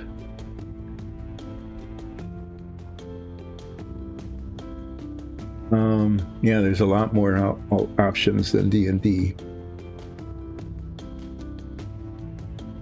So can you see the chat from Enforcer, or are you just listening?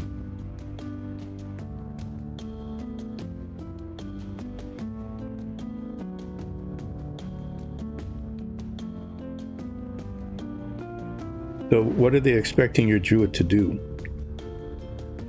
They want your druid to be like help in combat and do damage dealing? Do they want your druid to be a healer?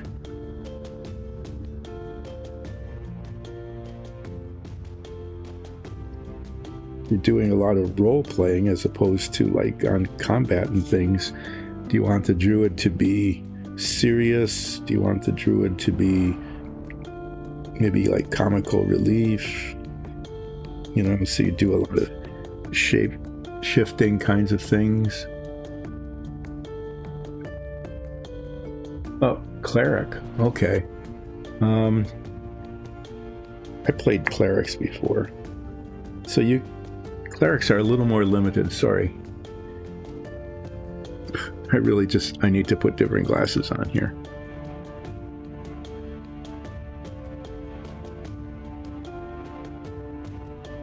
Sorry, cleric, duh.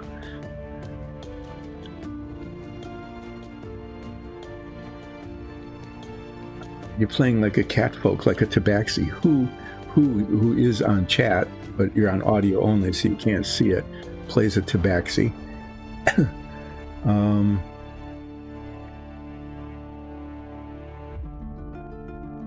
Cleric, yeah. Clerics, usually if you're coming in as a cleric, there's the expectation that you're going to be healing them. So you want to go take a look at the spells that a cleric can cast, and make sure that you pick the ones that provide direct healing, okay, or shielding for the other players. Clerics can also have some pretty nasty damage spells, and if you've got, depending on, you know, how many spell slots you can work with, how many spells you can acquire, you might want to pick one. Well, I know, that's what I often do, is I play World of Warcraft forever, and I'm a holy priest, and I do healing. But it's what I say about clerics and priests. Oh, thanks for becoming a follower. Does your party have another healer? Do you have another healing class in the party at all? Because you don't want to be dependent just on potions.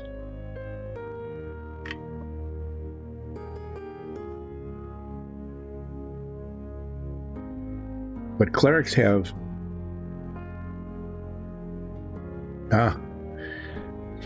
Well, then you understand why I can't read the chat. I have these trifocals, but when I put on my head magnifiers to enlarge the model that I'm painting, you know, they're really good for things that are 2 inches away, but not very good for seeing the chat screen. Check out the spells for the cleric, especially at your level, and there are some really interesting damage spells. Sometimes they have to do with manipulating nature, or the way characters like think.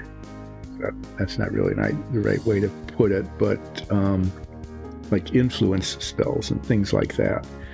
But being yeah, paladin. Well, the paladin can do a lot of healing. In fact, they're usually really quite good at that. So you've got a bunch of damage dealers, gunslinger. Okay, so you might want to pick up some healing spells. I mean, just to have them as a backup, especially the ones, if you know, some of them require you to touch the other characters, so you're going to get close to them and things like that. Definitely pick up a couple of those. -2 wisdom.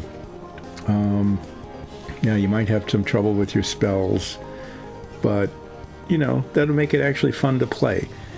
If your game has room for role playing, you know, where you're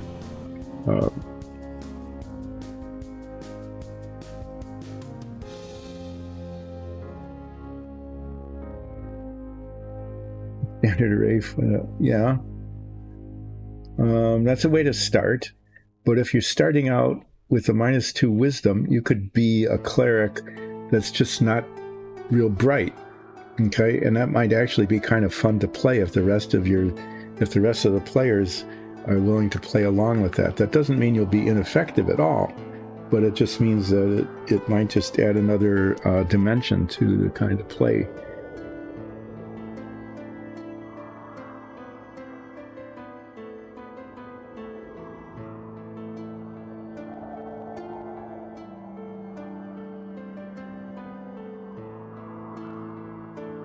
Just looking at the model here, and I'm now, oh, there's the focus.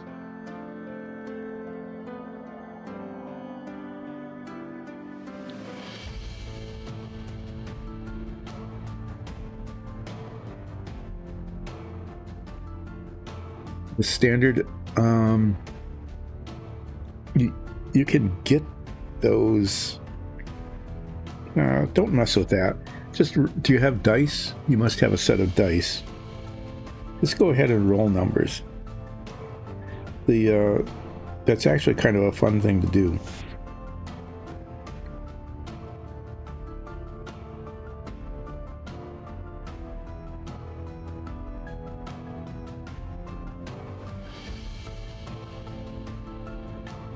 I played a cleric. What I used to say, because clerics are expected to heal, was that the power to give life is the same as the power to take life. And clerics, the combination of spells, I mean, you could literally become a chaotic evil cleric. And the characteristics you can pick and the spells you can pick actually could allow you to do that. So that the party is going to expect that if you're a cleric, sorry, I just made a mess with the paint again. The party is going to expect that you're going to do some healing.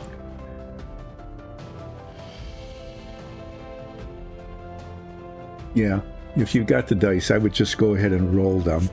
What we usually do, you don't want to cheat the roll.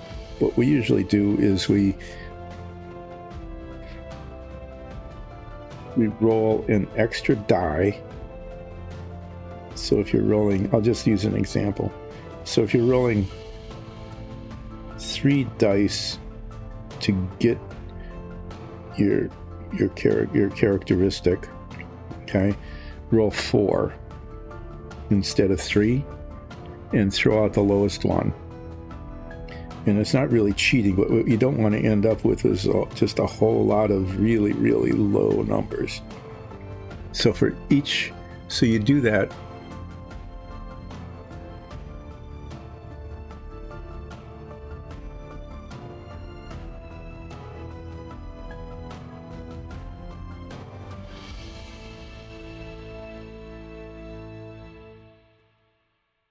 Things are not going well with the paint here.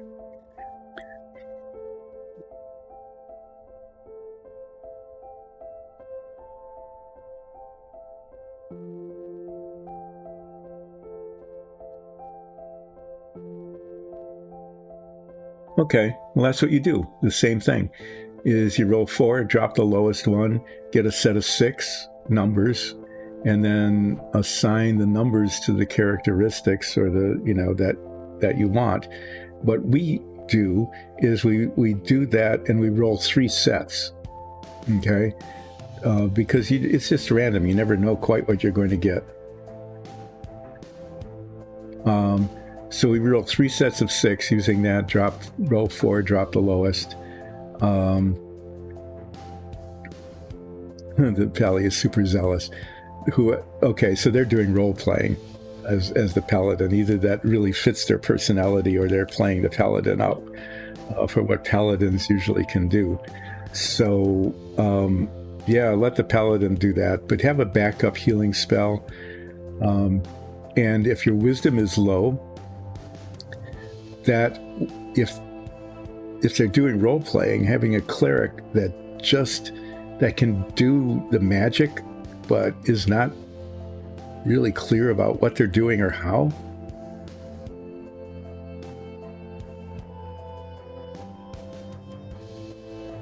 Be worried about the zealous paladin? It depends. If the player is just really intense and not just role playing, then it might be. But if they're role playing a super zealous paladin, then it might just be a whole lot of fun. But no, the paladin's just going to do what the paladin does. Whoever plays a paladin, and paladins just are that way. No matter what, either the character or the player. And no, you shouldn't be worried about that. What you should do is play your own character and contribute as much as you can to whatever is happening with the group. Okay? But going in there and having a cleric, I really love that idea of a cleric who has low wisdom, so can do the magic that needs to be done, but is unclear about how it happens, and sometimes it's just really surprised and shocked. What did I do? How did I do that? That's really cool.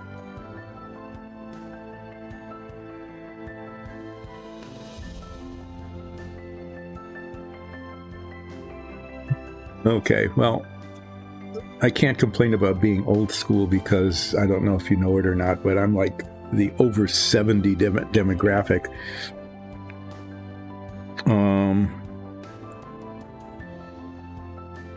Yeah, over 70 demographic, and so change comes with some difficulty. So I understand that. But if people are used to playing a certain level. Well, if your wisdom is low, that might be something that actually happens, is that your spell will fizzle.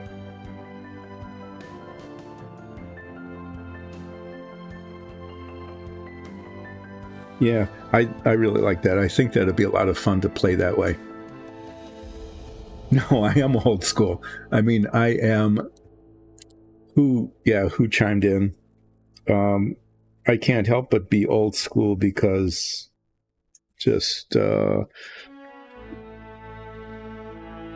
let's just say that my first Dungeons and Dragons game was something like 1975, I think.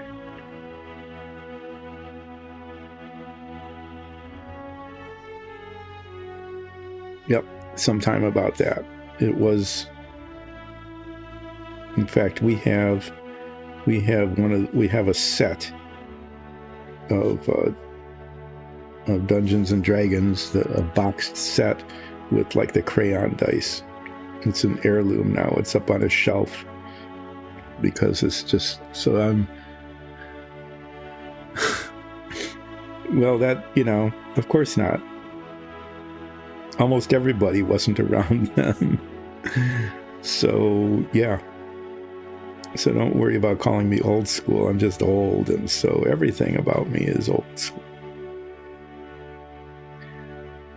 But that's okay. I mean, what that means is that they like playing the way they learned how to play the game, and I think that's just fine.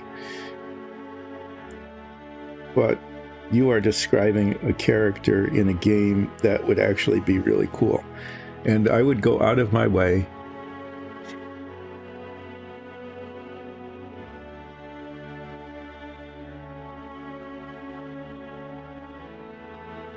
I would go out of my way to tell your friend who's the DM what your character is going to be like, so that they can make sure that the gameplay is that they're ready for it. The other players don't necessarily have to be ready for it, but the DM does, and so can support you in your role as maybe an apprentice or self-taught cleric. That's it. You could be a self-taught cleric.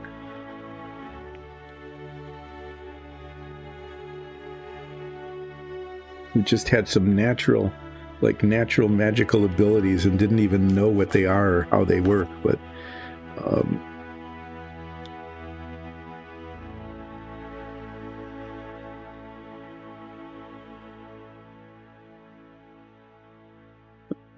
see, it's genetic.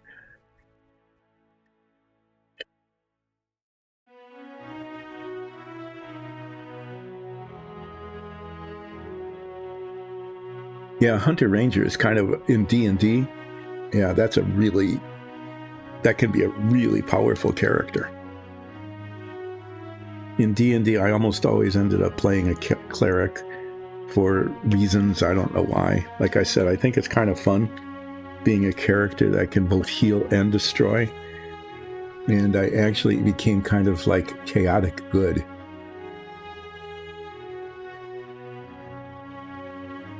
I don't know about Pathfinder gods or goddesses. I have to say I can't help you there at all. I don't know anything about it. Who, do you know anything about it? About the Pathfinder goddesses and gods? Because I know sometimes that it helps as a cleric. That's kind of a thing you should have as a cleric. I mean, you should be the follower of a god or a goddess.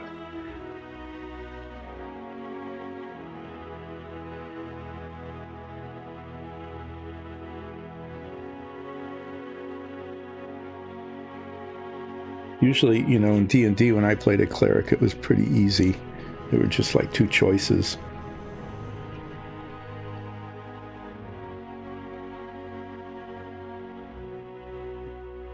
Did here around the top of the cape.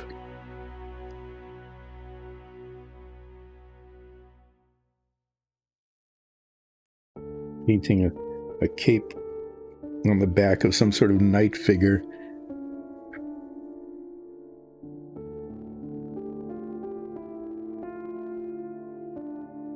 Reach into a nook and cranny without just creating a disaster. Paint spreading where I don't want it. And I think that's what I just did. Yeah, it's okay. Great. Made a huge mess yet. This model I'm painting just has these deep insets.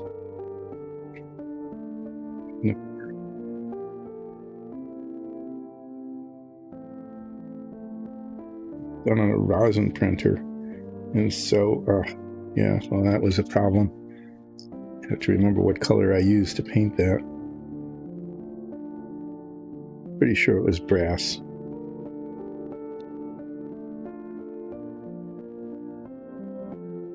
I'm creating the opportunity for massive touching up. Okay, I'm going to switch brushes and get more red paint on here. Neutral good? Yeah. Yeah, you don't want to be lawful good as a cleric. I mean, I can't say that. Of course you can be lawful good. But, let your paladin do that and be all self-righteous, voting evil and all that kind of stuff. But a cleric should be... should have the opportunity to just be just a little bit unpredictable, not quite totally chaotic. I bordered on my D&D clerics. I did border sometimes on being like chaotic good, or just chaotic, mostly good, because I did healing and stuff, but yeah, being neutral is a good idea because that gives you the opportunity to sometimes be a little bit naughty. And it would explain why you're carrying, damaging spells.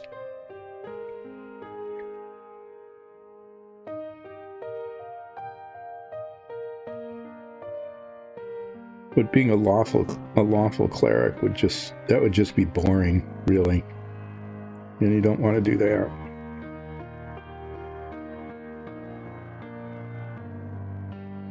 That might be why your paladin character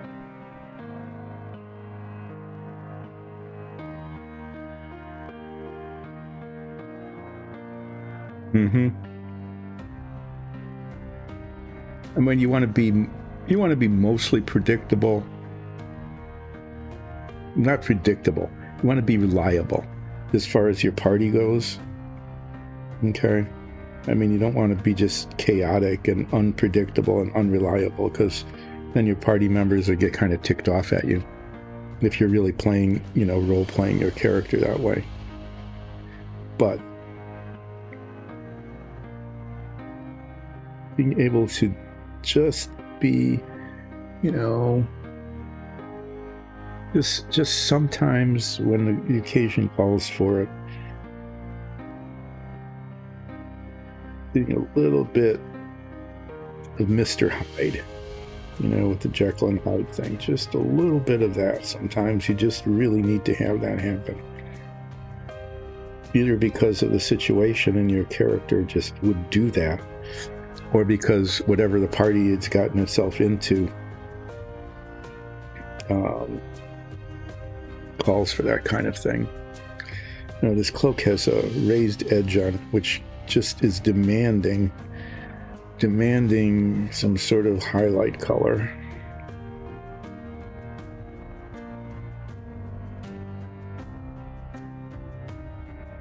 That's a good color for the cloak.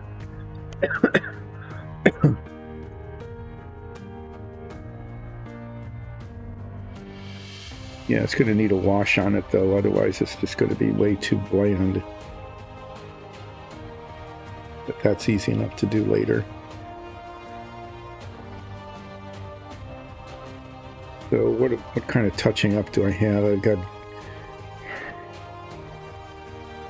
got some brass that needs to be touched up there.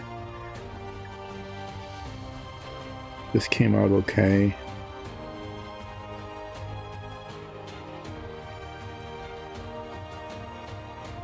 Embellishments on that.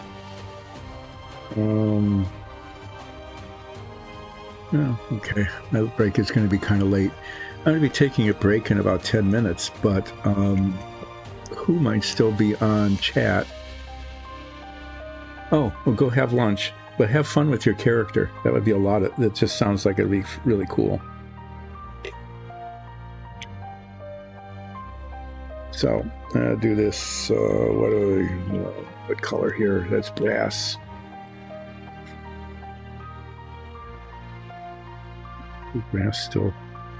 This brass still okay? Yeah. I think that's brass.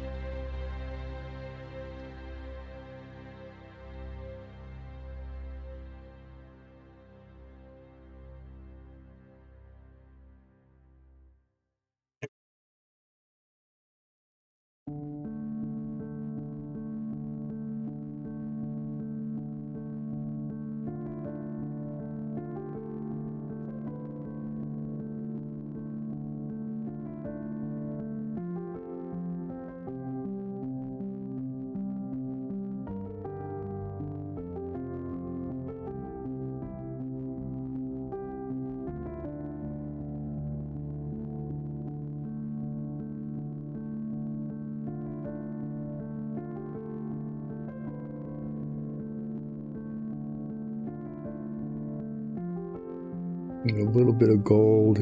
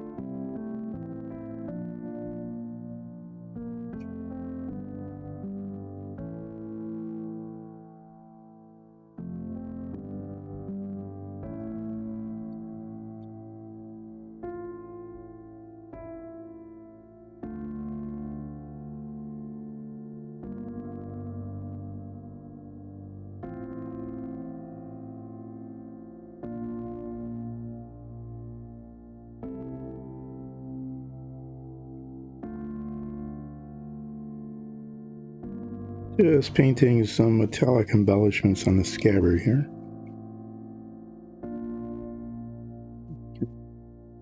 And then I needed to do some tiny bits of gold touch-up on the back of the collar.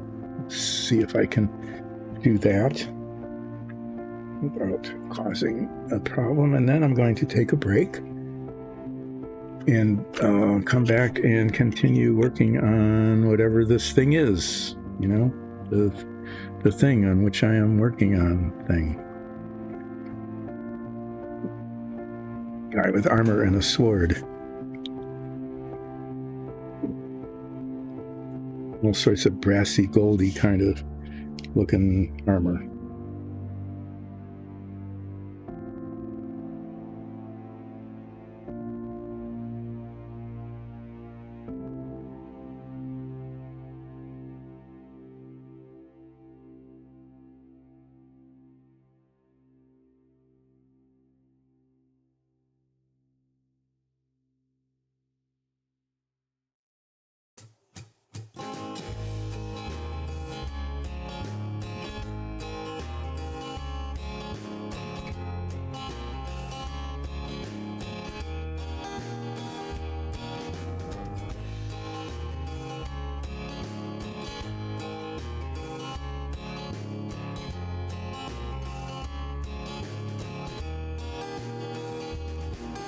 Yeah, okay.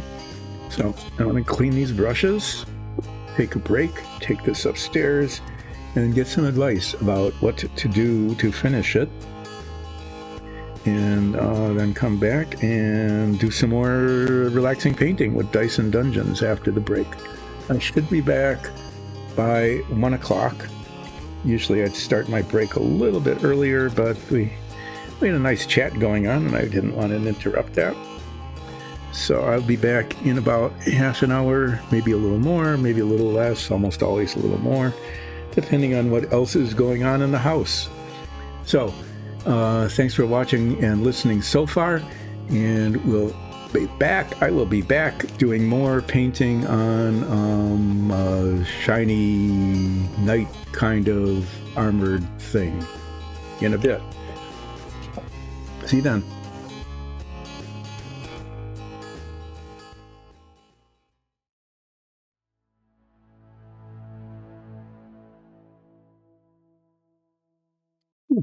Back from break, more or less on time.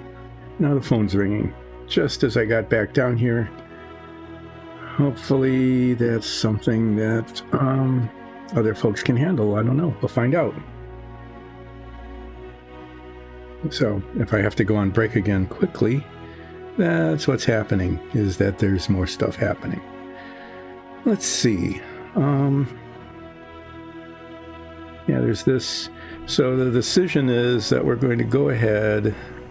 The decision is to go ahead with the brass and maybe some bronze on the shoulder, on the arms. So there, I'm going to paint these things on the elbows. I'm going to put bronze on those.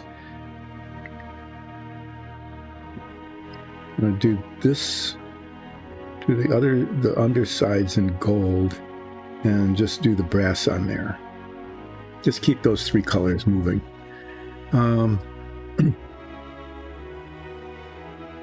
Well, hi. I see there's been chat going on while I was on break. Let me see if I can catch up here with what's going on. All sorts of chat's been going on while I was on break. This will give me something to do other than painting, is to scroll back and see.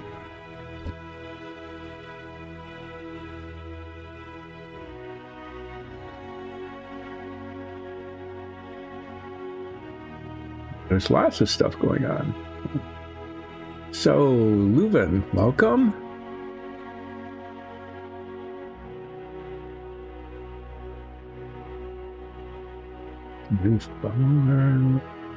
First time chat. Wow. I went on break and all sorts of things started happening here.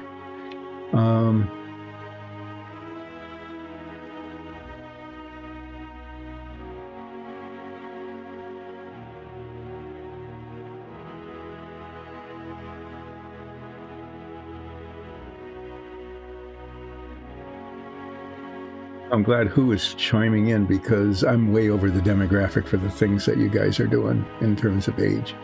But I am back. Thanks for welcoming me back. Yeah, keep it going. Keep talking about nerd things. And what I'm going to be doing is some more or less sort of relaxing painting. Trying to finish this guy in an hour, which I don't know if it's going to happen or not, but we'll get close.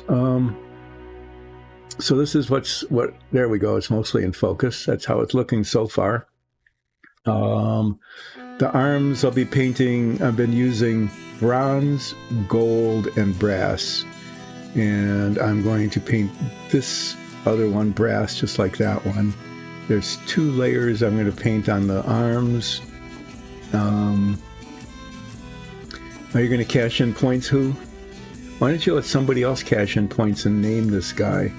So the arms are going to be like gold underneath, bronze on the elbows, and I was recommended that the pauldrons be painted black, the same color as the inside of the cape. And so I'll be doing that. So I'll be painting 4 colors on these guys. I need to paint the sword hilt, something, I'm not sure what. And see how far I can go. There is like a raised edge on the cloak, and I'm going to make an effort to very carefully paint that in kind of a dark aluminum color, a really dark, maybe steel, a dark silvery metallic instead of these brass tone ones. Anyway, yeah, I need to get a whole bunch of little drops of different colors of these things out in paint stuff, so here we go. Usually I have a monologue. I have to apologize to the new listeners and viewers that I'm just going to end up repeating stuff I used to monologue about before. One of my favorites was the destruction of the TV antenna business by cable. People don't think about that, we always talk about job-killing things, right? That's a big deal, is to talk about job-killing things. Well, one of the job-killing things was cable.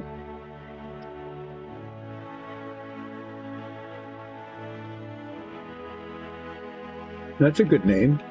Thank you for that.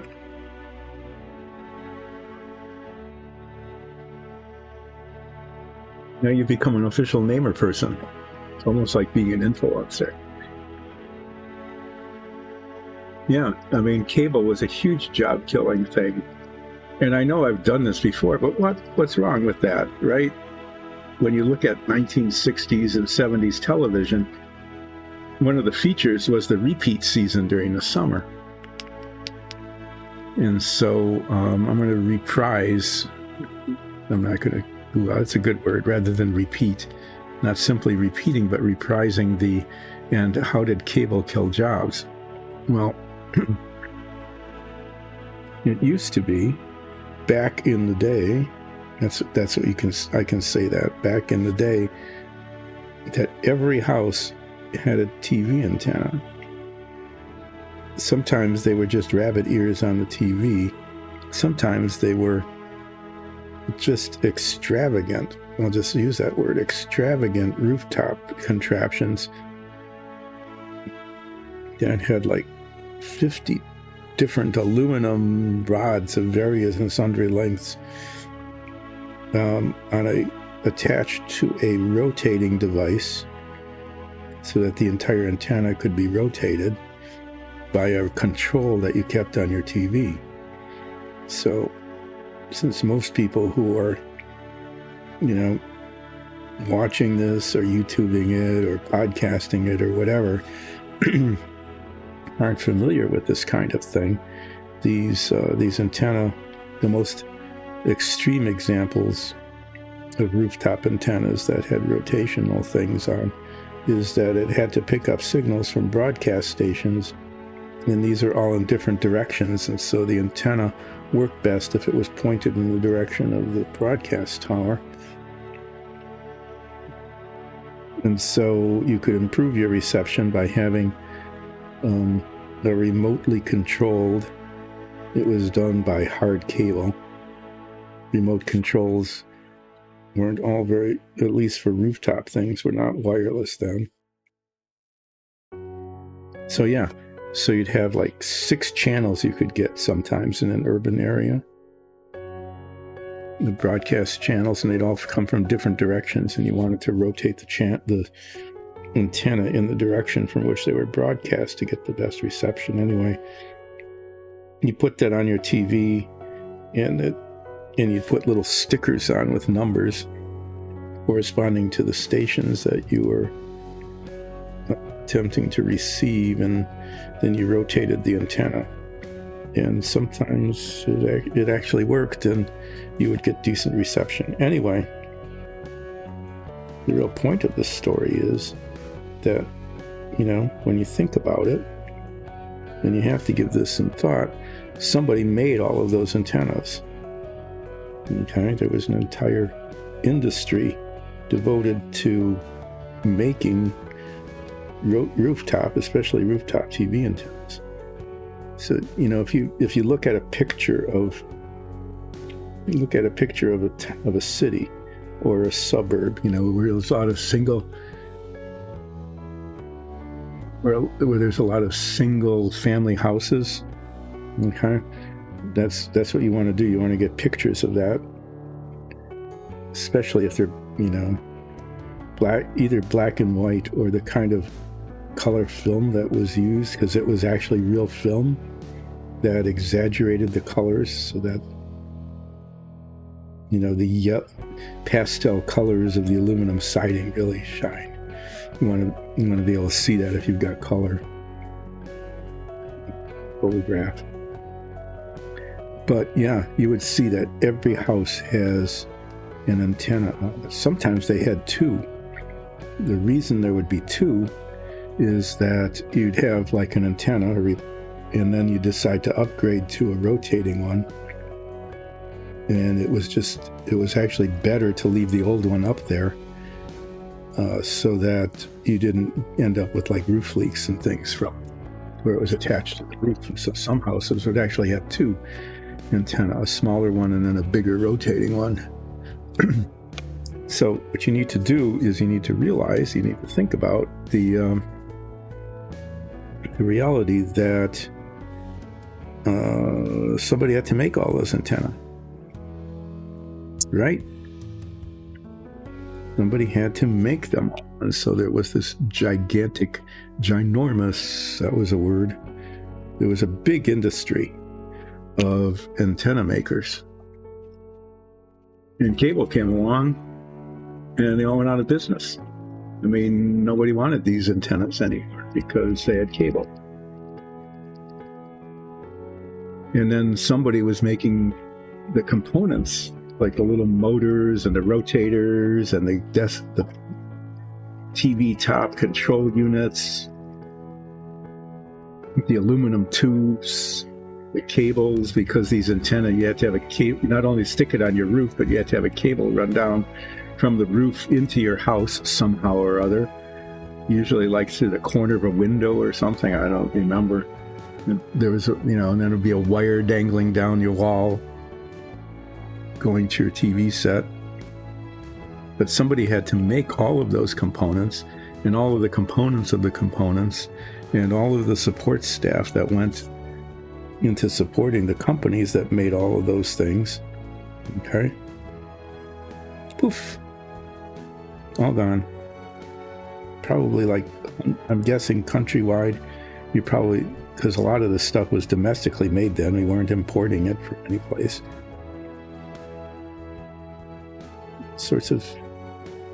All sorts of factory jobs just disappeared, poof, because of cable. Nobody called cable job killing.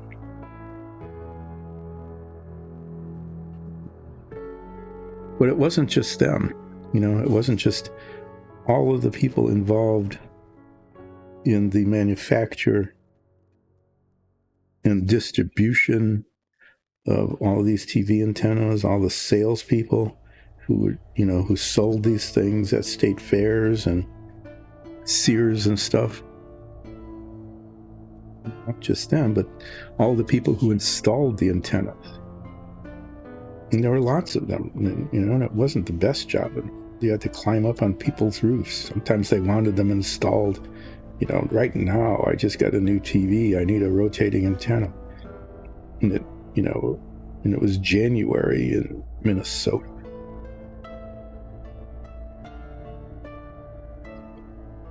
Yeah, all the people who climbed up on the roofs, risking their lives to bring you live TV from the broadcast channel down there in, Winona or whatever.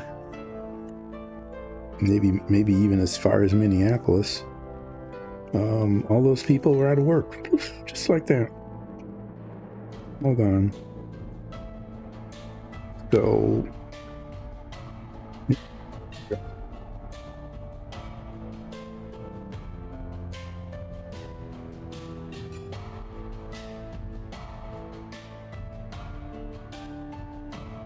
yeah, and that really happened, and nobody really made a big deal about it. All those,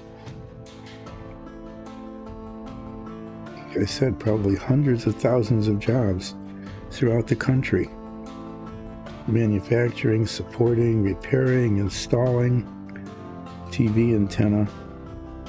That whole thing just disappeared really quickly in a matter of like a decade. It went from a big deal to gone forever.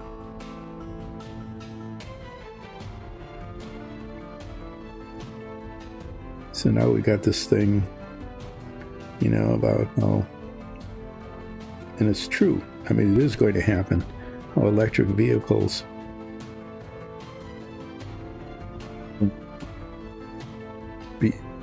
are going to cost jobs because they're different people with different skills doing different things, building electric vehicles rather than building, 4-cylinder engines that are more efficient and powerful than the V8s were back in the day.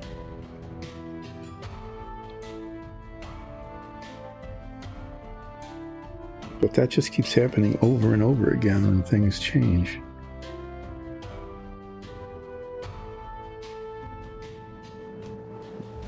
Just talking about that. What would you do if you were in the vacuum tube business? Okay, that was big business. Vacuum tubes. I mean, you're not looking at just radios and TVs and things.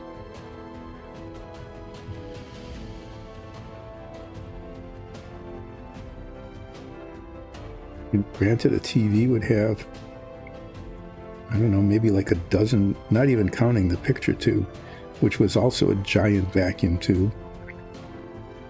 Okay, but before there were solid state TVs, they all ran on tubes.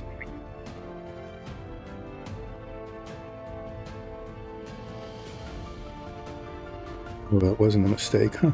I just saw something there. It looked like an error.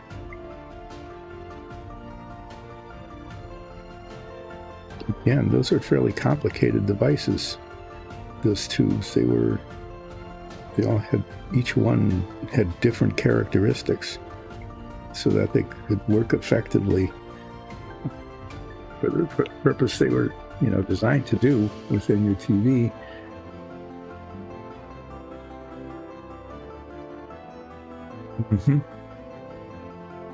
And so, I wish I could. I'm going to have to make like the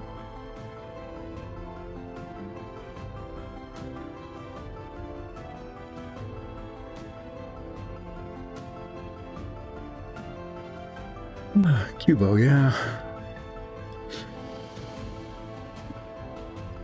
So cable's dying now. And it's not quite the same as antennas. In terms of impact, and I'll explain the reason why. Because with antenna, every house had one, sometimes two, even if it was just rabbit ears on a TV. Okay, but more often these big rooftop things, rotating antenna, they became more and more elaborate and more effective as UHF entered the scene. Oh yeah, that was a deal. So, initially all TVs were like VHF. Those were the only channels that went up to channel 13. And then any channel higher than that was UHF, which had a shorter wavelength than VHF antennae. Did a very poor job of picking up those stations. So when UHF channels came out, and there were like one of them where I was growing up, and then eventually two, but sometimes they had cool things on them, like old black and white giant monster science fiction movies and stuff like that, and you didn't want to miss those on Saturday morning when there was nothing else to do except watch them. So everybody had to get either an addition to, okay, if you had like rabbit ears, you had to get a circular antenna instead of rabbit ears. So you either had to supplement your antenna or buy a new one. And so UHF came on. That was a job creating thing.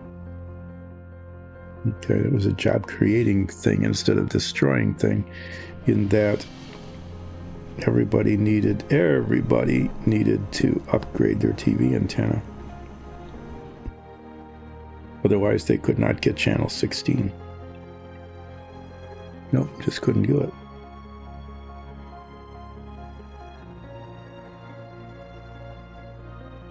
So yeah, all the antenna had to get an addition or a replacement to be UHF ready.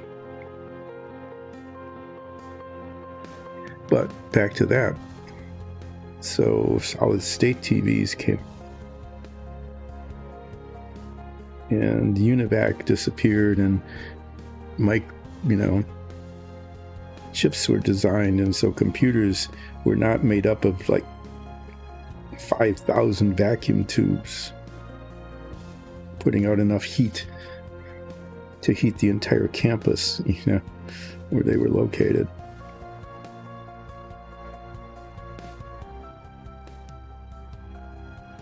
Nope, all those vacuum tubes disappeared. So the entire vacuum tube industry collapsed. And you know how that goes. It's not just the tube manufacturers, it's all the places that made the glass and the little specialized metal parts that were inside the tubes, and the people who made the vacuum pumps that created the vacuum inside the vacuum tube, and all the places that were suppliers for them, all the places that were shipping all of those things, right? All of that disappeared. But it wasn't just that. Okay. When you look at what the consequence of that was, is that TV repair, and that was such a thing. If you had a problem with your TV, you would get it repaired. And it was possible to repair it, because all of the components were really big and they were separate. So each of the tubes, if a tube burned out, you could replace the tube. And the tubes did burn out because they ran really hot. They were basically like light bulbs, in that the emitter, would wear out. It would burn up. It would stop emitting. And then it wouldn't glow orange and create heat anymore, so you had to replace that. So the people initially who did TV repair, most of their job was replacing burned out tubes. Well, if there weren't any tubes that could be replaced, or resistors or capacitors, all of which were real things that were soldered in, that could be tested and replaced with new ones, all of those things, all of the people who did that kind of repair were out of work.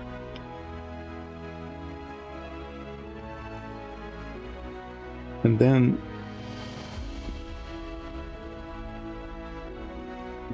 later it actually became possible to replace your own tubes. And there were, like, especially in drugstores, there was a tube testing machine, sometimes even in groceries, like almost right inside the entrance. It was a big deal. There'd be a tube testing machine with like 2 different kinds of sockets in it because each tube had a different kind of base. All right.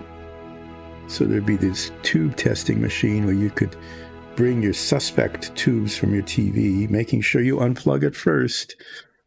And that was a real thing too. You definitely wanted to unplug your TV before you remove tubes, because there were some really high capacity capacitors inside these old TVs, and they could really zap you good. Not to mention, if you didn't unplug it, all the live circuitry. Anyway, you not only needed to unplug it, okay, but you did need to wait a while after you unplugged it before you started messing around, because these aforementioned capacitors, that's their job, is they hold charge, and they would stay charged for some time. So it was like unplug it and wait like an hour, almost like going in for swimming after you eat, right? Don't go in for swimming for at least an hour or a half hour after eating. That turned out to be nonsense, but that was actually an important thing in terms of self-service TV repair. So yeah, you unplugged it and you waited an hour, and then you pulled out the suspect tubes and you took them to your tube testing place at the drugstore or the grocery or whatever, and plugged them in and tested them. Sometimes you could tell just because they all had this nice orange glow. Every tube had an orange glow.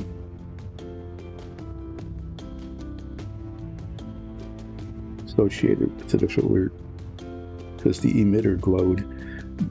You could tell it wasn't working if it wasn't glowing. And if it wasn't glowing, it definitely wasn't working. But sometimes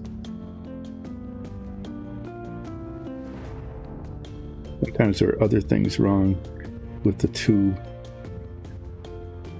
that you could only pick up with the tube tester.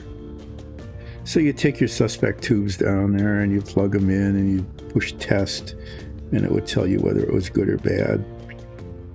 And if it was bad, then you would buy another one, because there was this huge rack of 30 different kinds of tubes. And then you'd go in and plug it back in, and if you got it right, your TV would work again. But where I was going with this, because the job-destroying nature of cable, in this case, the job-destroying nature of integrated circuits, is that all these tube testing things, they were made by somebody and maintained by somebody, sold by somebody. So all of the jobs that were associated with the tube testing, poof, all gone. And then with that, the ability to repair a TV greatly diminished. And so the TV repair person disappeared. TV repair people were pretty cool. They would make house calls, because TVs, you just couldn't bring one in. Can you bring it in? Oh yeah, sure. This thing weighs 195 pounds. There's nothing I'd rather be doing than carrying this gigantic TV thing that took 2 people to bring into the house when I bought it to your repair shop. Oh, so they came to your house. Carried this big case full of testing equipment and really cool things like tubes and resistors and things like that. The first thing they do is they plug it back in, because you knocked the plug out when you vacuumed, right? Yeah, so the first thing they did was they would plug the TV back in, charge you $5 or whatever it was back then for a house call, and say, thanks for the business, but the next time before you call us, why don't you check to see if it's plugged in? I guess that's still a thing, is to, when you call service, it's like, we come out, it's $100 for somebody to come out and look, make sure that it's plugged in. That might sound kind of nasty and condescending, but yeah, it's a good thing to do, to check. Anyway, yeah.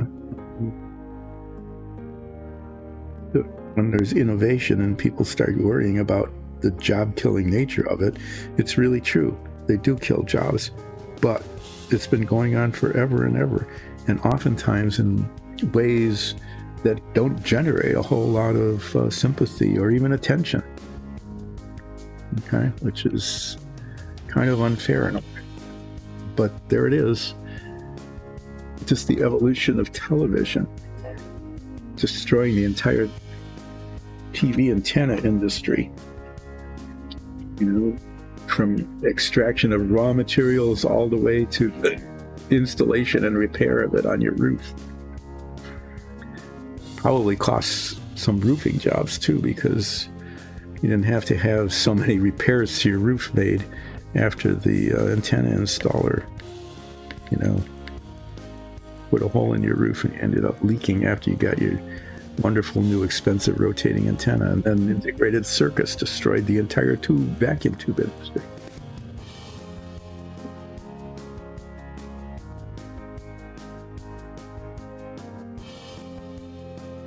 No, I haven't seen that yet. Nope. We have been painting bedrooms. But good to see you, Lopogger. How you doing today?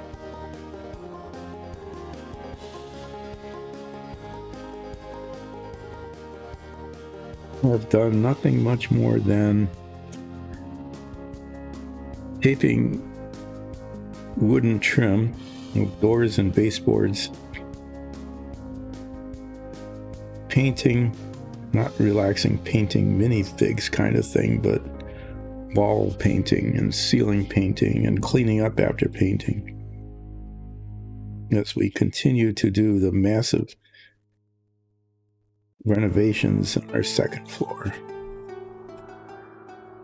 But thanks for the reminder. I will definitely try to catch that yet this week. So how you doing? Oh no. Well, no, that actually might be happening. I have really bad congestion in the morning. Not congestion. Basically discharge like that. So what I've said, and you hold me to this, is that when you're dreaming, as you're dreaming, your brain is melting. It is. That's what dreams do, is they melt little parts of your brain. So when you wake up in the morning and, you get all this discharge from your nose, that really is exactly what you just said. Your brain has melted and it's running out of your nose. So what happened to you is probably just kind of an extreme consequence of dreaming. And in fact, what you said is that that's exactly what happened, is your brain is melting and running out of your nose. That happens to me every night now. I wake up in the morning, my nose is running. And that probably explains why I, don't remember things as well as I did, or I can't get the right word. It's just after many, many decades of brain melt treatment. Why can't I get this paint in this spot? There. Just that sometimes I find this is a little bit weird, but by just complaining about something, sometimes maybe even cursing it a little bit, that the problem is resolved.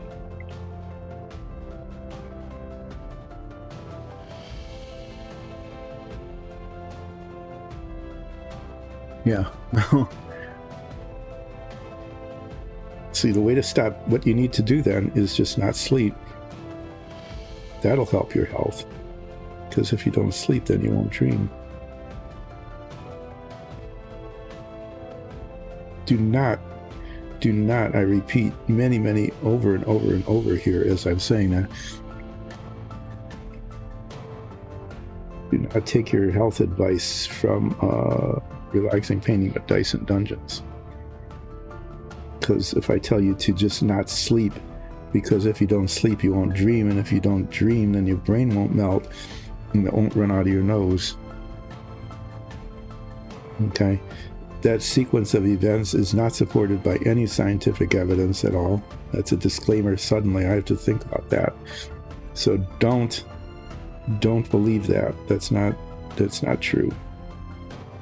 Except that, it's fun to think about it that way. At least that's what happens when I'm coughing and sneezing and barfing phlegm up in the morning from running nose, is that I just blame it on my brain melting because of the dreams I had. I should do that. I should keep some data.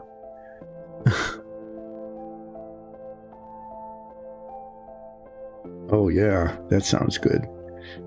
Some warm tea and things like that, actually, that is scientifically supported.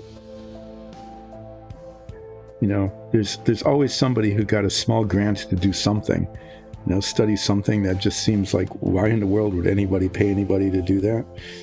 But it happens. And one of those things is scientifically demonstrated in at least one published study somewhere that chicken soup works. It's actually a good remedy. That the warmth and the steam help clear your sinuses. That the protein is kind of nice. That the liquid helps keep you hydrated.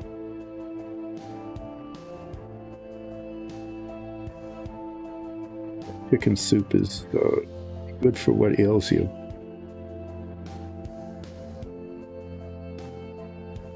I would imagine that, for vegetarians, that there's probably some equivalent. Tea is probably really close to that.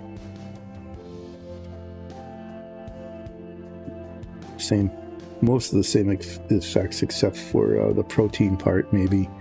Not that there's a lot of protein in chicken soup, but there's some. And the tea probably, replicates almost all of those things, so that's a good thing to do. You just started this full-time job, and you're already sick of it. Or sick at it. Sorry. Couldn't resist.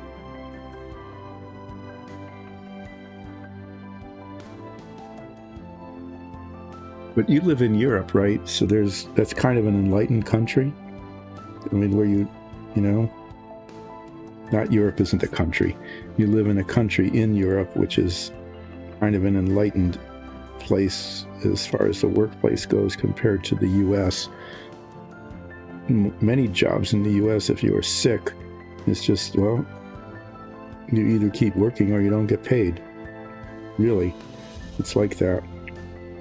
So you probably have some sort of paid time off thing, which is really good.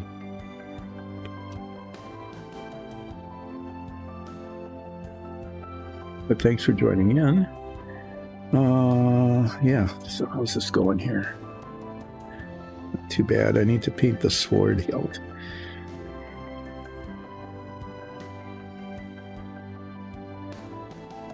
Guess maybe the sword hilt. I should probably just keep up the whole gold, bronze, brass kind of theme that's going on.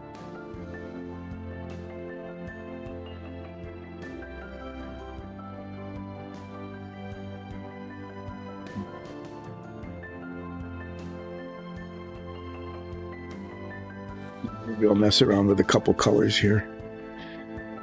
Paint it bronze with gold. A couple of little gold highlights. Pommel and ends of the hilt, ends of the guard. So that little filigreed bit back there, gold. Just, keeping the theme going here.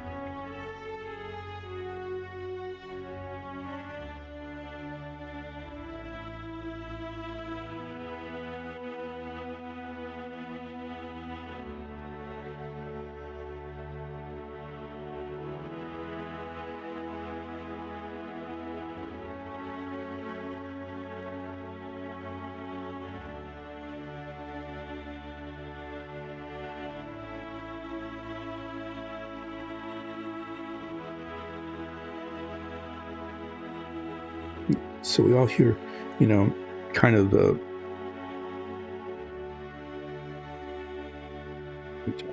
changes, destroy jobs, kind of whatever they are. You wonder, why do some get, this is job killing, let us not make the change, attention versus, hundreds of thousands of jobs are gone. Nobody said anything about it at all. Like TV antenna. The TV antenna industry that was absolutely obliterated by cable. That one didn't get that much attention, but some of the others do. And I don't know why that is. I think we should pay, however you feel about job killing changes, at least be consistent. I guess that's the only thing I would say is, at least be consistent and have the same level of concern regardless of what it is that's killing the jobs. So yeah, if you lived in the 1970s and 80s and putting in cable, you should have been just concerned about that as you would be concerned about any other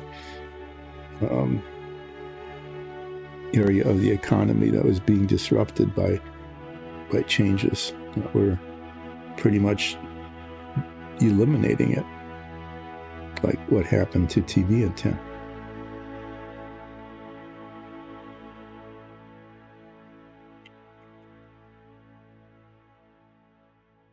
I'm sure there's other examples of like hidden job loss changes. Say TV antennas, integrated circuits. All of those things were incredibly destructive.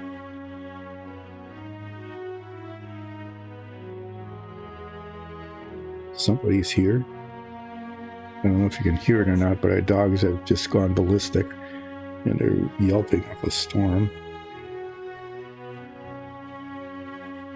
because somebody was walking on the street outside our house or something. Sometimes they get going at just the weirdest things and then they ignore other things. They kind of learn some of the household sounds. They run the garbage disposal, or sounds they've heard before, and they've discovered that there really isn't any fun in it. And they just learn to ignore that. And other times, it's just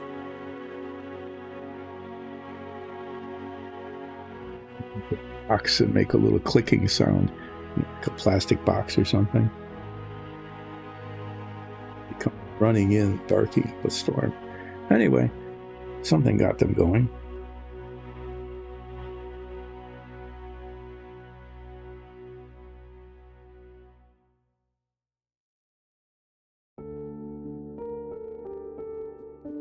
The sword hilt done. That went okay.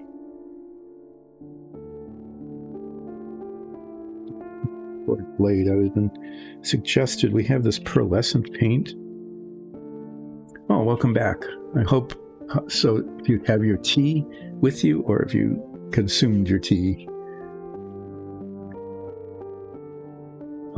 He actually sounds really good.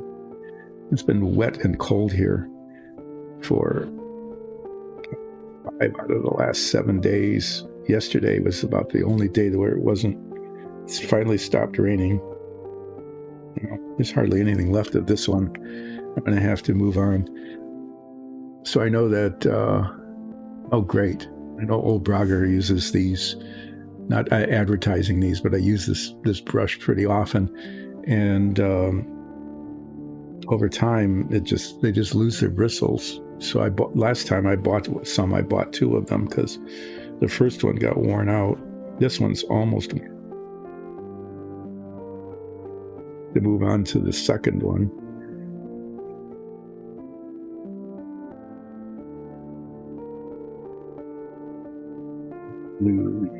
This one. Nicole suggested that this guy would look really good with somehow or other, I don't know why not, everything else is kind of shiny, of the pearlescent blue sword blade. So that's what it's going to be. It's going to be pearlescent blue.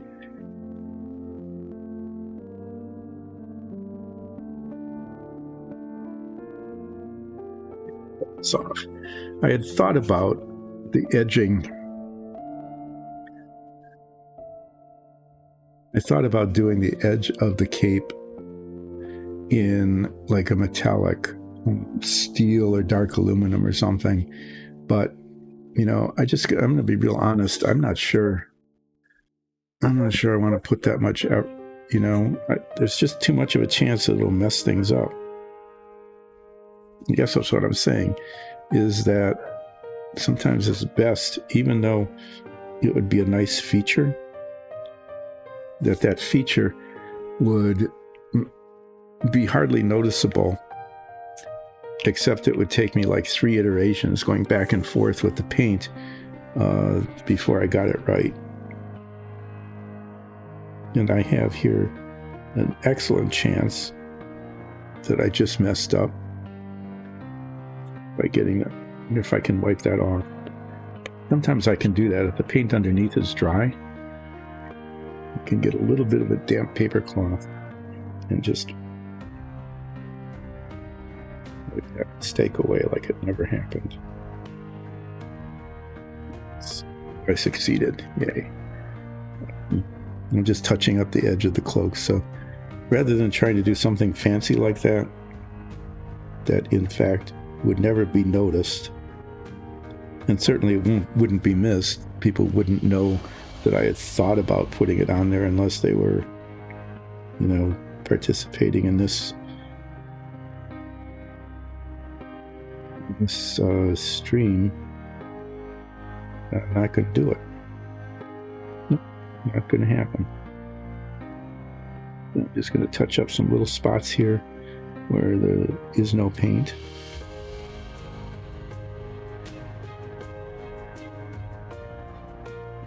There's a white spot there, but there is. Paint the blade. And then I'm going to put a wash back of the cloak.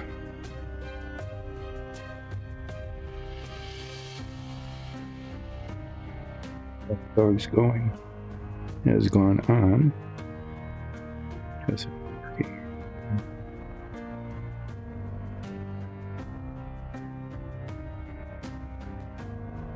Okay, well, it's not too bad. The guy's looking okay, I think.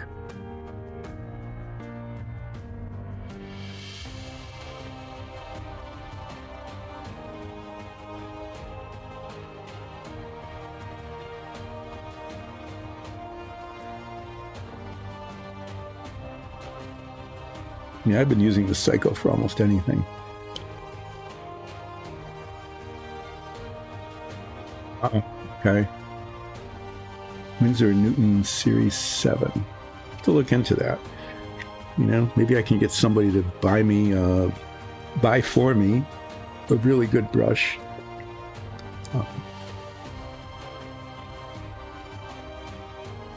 That I can use for these itsy bitsy tiny little details. But I've been finding that I just need to use a smaller and smaller brush all the time. But this stuff is really jelly-like. It's almost more of a glaze than it is a paint. In this case, ooh, see, that's pretty shiny, isn't it? That was just not a good idea.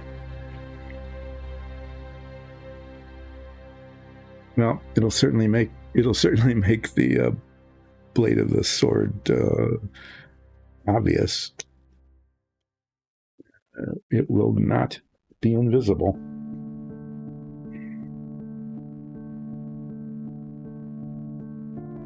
Put something away. Let's see if I can get it up to the hilt without painting it with this bigger brush.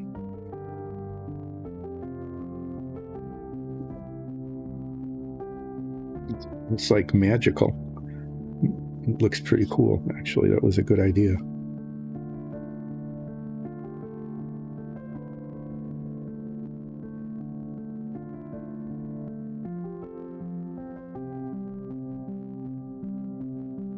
We'd carry around a sword like that. I don't know. This guy would. Whatever this guy is, they would carry around a sword like that.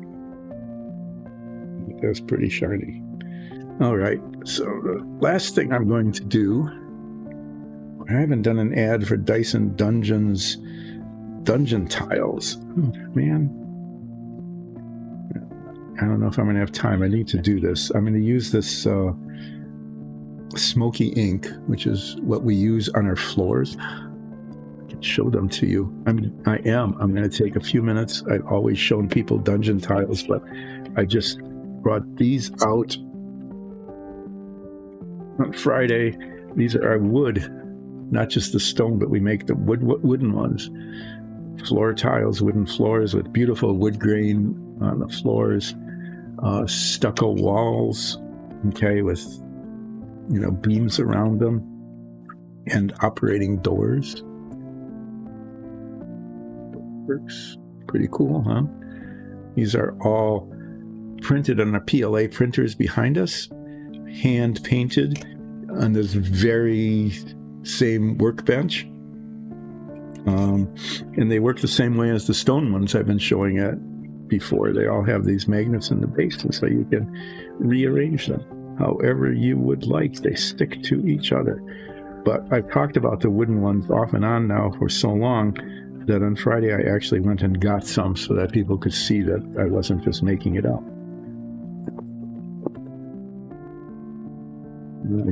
I think they're really pretty. I think they really look good. They make great taverns and warehouses and all sorts of any kind of wooden structure, even residential homes and things like that. And they have been featured from time to time on our D&D stream, which you should watch. The D&D campaign, the Dungeons and Dragons campaign, brought to you by the crew of Dyson Dungeons. Streams with a live chat on 3 Sundays a month at 2 o'clock Eastern, and you can catch all the episodes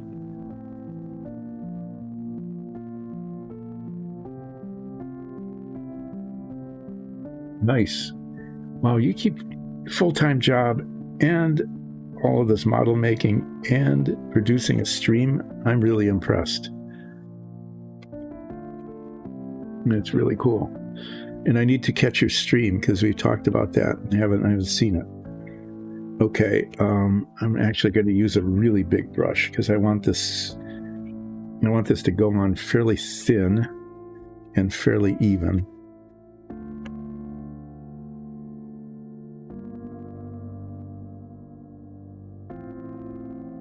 It's a bigger brush, a smaller brush just for some of the edges.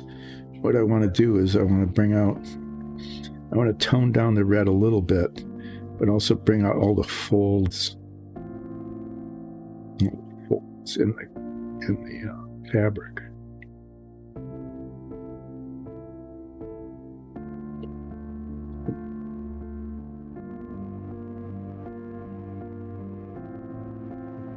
is here.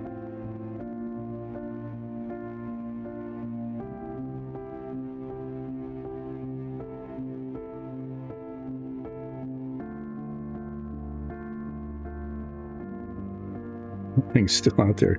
One of the dogs is just doing this sort of guttural woof, like I'm really done barking. Whatever it is hasn't gone away, but you know, I'm not barking out loud like I was, but I still want to woof.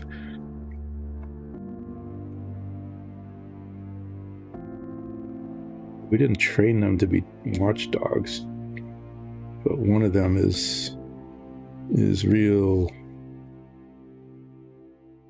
protective. Well, that was a bad idea.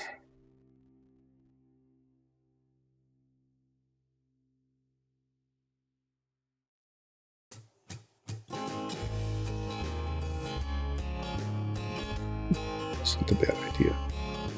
Maybe it's actually working. I need to get right up at the top here.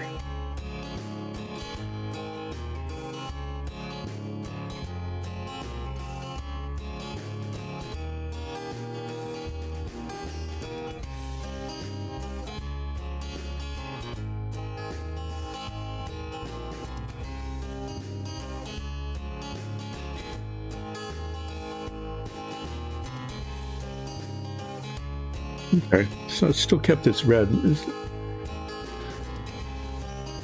Oh, you do on Friday. Oh, your Friday evening is the same as our Friday mornings. That's why I don't see you on Fridays. Okay. Okay, I'm declaring a success here. I'm declaring this. I don't have the base done yet. I guess it looks like bricks. So what I might do with that, since we've done bricks before, is actually we use the same color as the cape, and then they would look just like the cape. So maybe I'll do them gray. I might just do them gray, like cut stone, with a dark gray wash. But I'm not going to do that. I think, oh, maybe. I don't know. There's 10 minutes left. Anyway, this guy is done, except for the base. Yeah. All sorts of 3 different colors of bronze, brass, and shiny gold armor. Red scabbard and belt. And then this dark red, almost leather-like cape. I think that came out pretty well, actually. So let me clean these off. And I'm going to just forget what color we used for our stone. I think I used neutral gray with a dark gray wash. I think I can do that. Should be, I don't know if I'll get the wash on or not, but it should be, I should have time yet to get the base done. I started late. I didn't get going till like quarter after this morning because things related to the renovations going on in the house.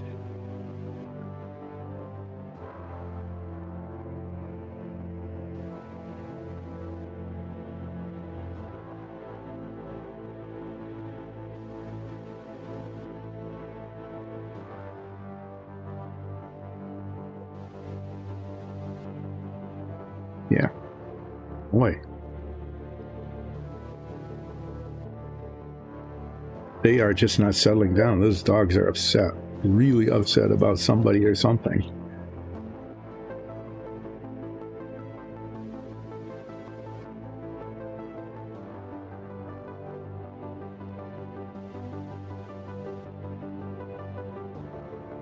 Its paint color is almost the same color as the primer.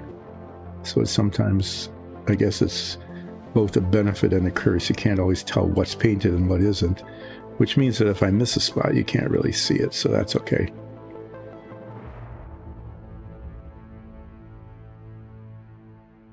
It sounds like somebody is making some effort to settle the dogs down.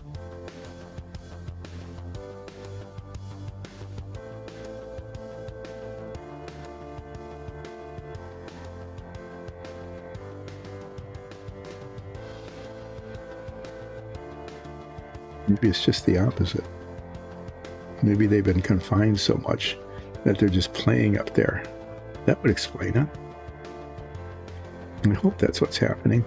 That's one of the games when the weather's been bad or we can't go out because, for whatever reason, there's like lighting contractors in the driveway or something. And they'll just run across from one end of the house to the other. During which time they end up barking. It's just part of the game is barking. But now it's stopped, and hopefully it's stopped. Hopefully it's stopped because things are okay and they're done playing. Okay. Well, this might even, putting the wash on, I can do that when the paint is even still a little bit wet. I might just go ahead and I've got like a couple minutes left. Give that like 2 minutes to dry a little bit longer. The paint is a little thick here. I'll just spread it out a little bit, help it on, and then I'll get the dark gray wash out and just completely complete this. So I said it was done, even though it wasn't. I'm going to completely get it done, and it's going to be completely done by more or less 2 o'clock. Okay. Well, to give you a preview, Submarine Wednesday comes back on Wednesday, and most of the painting is complete. I've got the bulkheads done. Those were done last week. It took quite a while. I had to get, painting the detail on the bulkheads, but also then painting around it and trying to get the bulkhead wall color to look good, which was not easy, it turned out. This calendar year? No, it's just going way too slowly. And we've got some travel plans for November that's going to wipe out a couple of weeks of work. Being retired, especially my wife does like to go places, and so we're going to travel in November.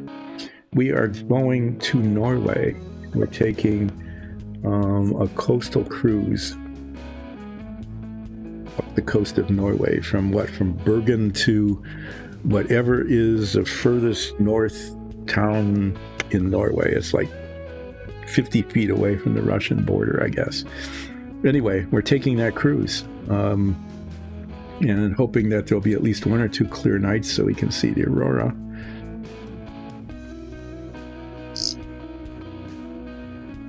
Yeah, do you get auroras? Do you get to see them where you are? Are you far enough north that sometimes you can catch them at night if it's clear?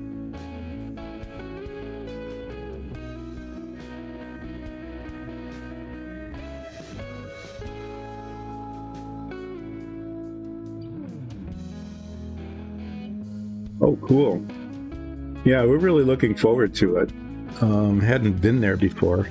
I guess as close as we've gotten to that is we got a trip to Iceland once, which was really an amazing place. But with Submarine Wednesday coming up, I'm working on the piping for the compressed air on the missile launch tubes. I painted the piping and then tried to tape it. Okay. And then painted the floor color up to it, and it didn't work. And so it's just really kind of messy. So I need to spend a good deal of time trying to get those lines straight to see if I can even get it to look good at all. And then the other thing is that the missile launch tubes are glued together as 2 halves, and the halves don't match up, and there's little bits of plastic all over the place.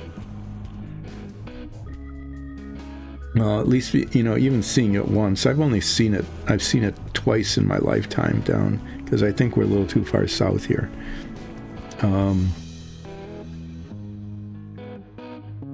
people don't think of that, but in terms of, what is it, latitude? Yeah. We're like at the same, in Michigan, if you look at a map, it's really shocking that we're like at the same latitude as Italy. Okay. So yeah, we're pretty far south. And so I've only seen them twice.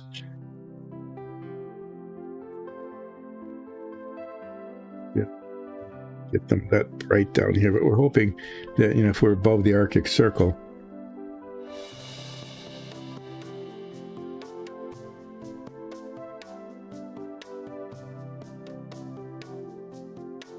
that's pretty flat. Michigan's not much more than that. It's hilly, okay? So there are parts of it that are not flat because we had glaciers come through here and pile up moraines. Same thing in Wisconsin, across, just on the other side of the lake from us. The glaciers made some areas hilly, the moraine areas, and so that's kind of pretty. There's elevation changes, but a lot of it around us is really pretty flat and boring. But we're looking forward to just to see the fjords and the mountains rising up right from the sea and things. I think that's going to be a really pretty trip. But yeah, the submarine, the missile launching tubes just all need to be filed and sanded, and it's going to be pretty boring to watch. So I'm going to have to try to come up with something to ramble on about.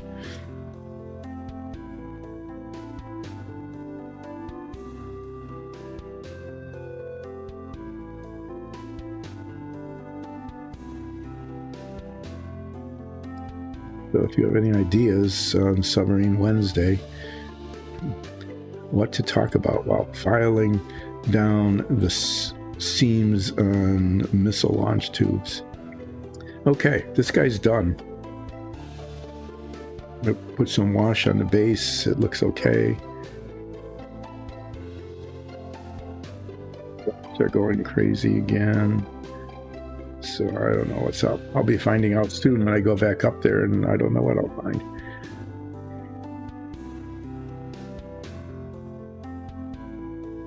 I'm going to be wrapping up on a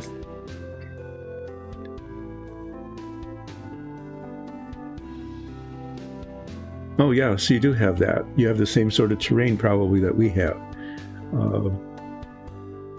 where you've got the moraines where the glaciers ended kind of and piled up dirt from into hills. So at least it's not like totally flat. It's not like here, if you go to places like west of the Mississippi, right along the Mississippi, some bluffs, but then in Minnesota, Iowa, Nebraska, it really is flat. It is as flat as the ocean. Where there, if there's a hill, it's probably just a pile of dirt that was piled up, by a bulldozer when they were making an expressway. So that's pretty cool.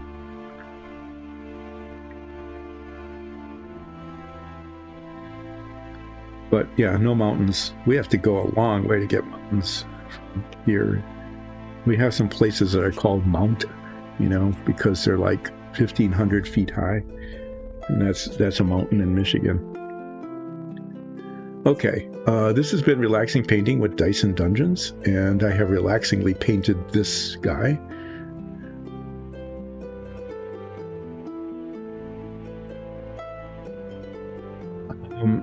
One of the tours on the cruise is to actually visit one of those gun emplacements. Really gigantic, weren't they? Like they could almost reach the UK across the channel. And of course kept anything from, going between the two countries through the channel there. Well, the guns are gone, right? There's no longer any guns, but the concrete emplacements must still be there, or at least some of them. Yeah, that's really something. It's almost, before missiles, that was extremely really impressive.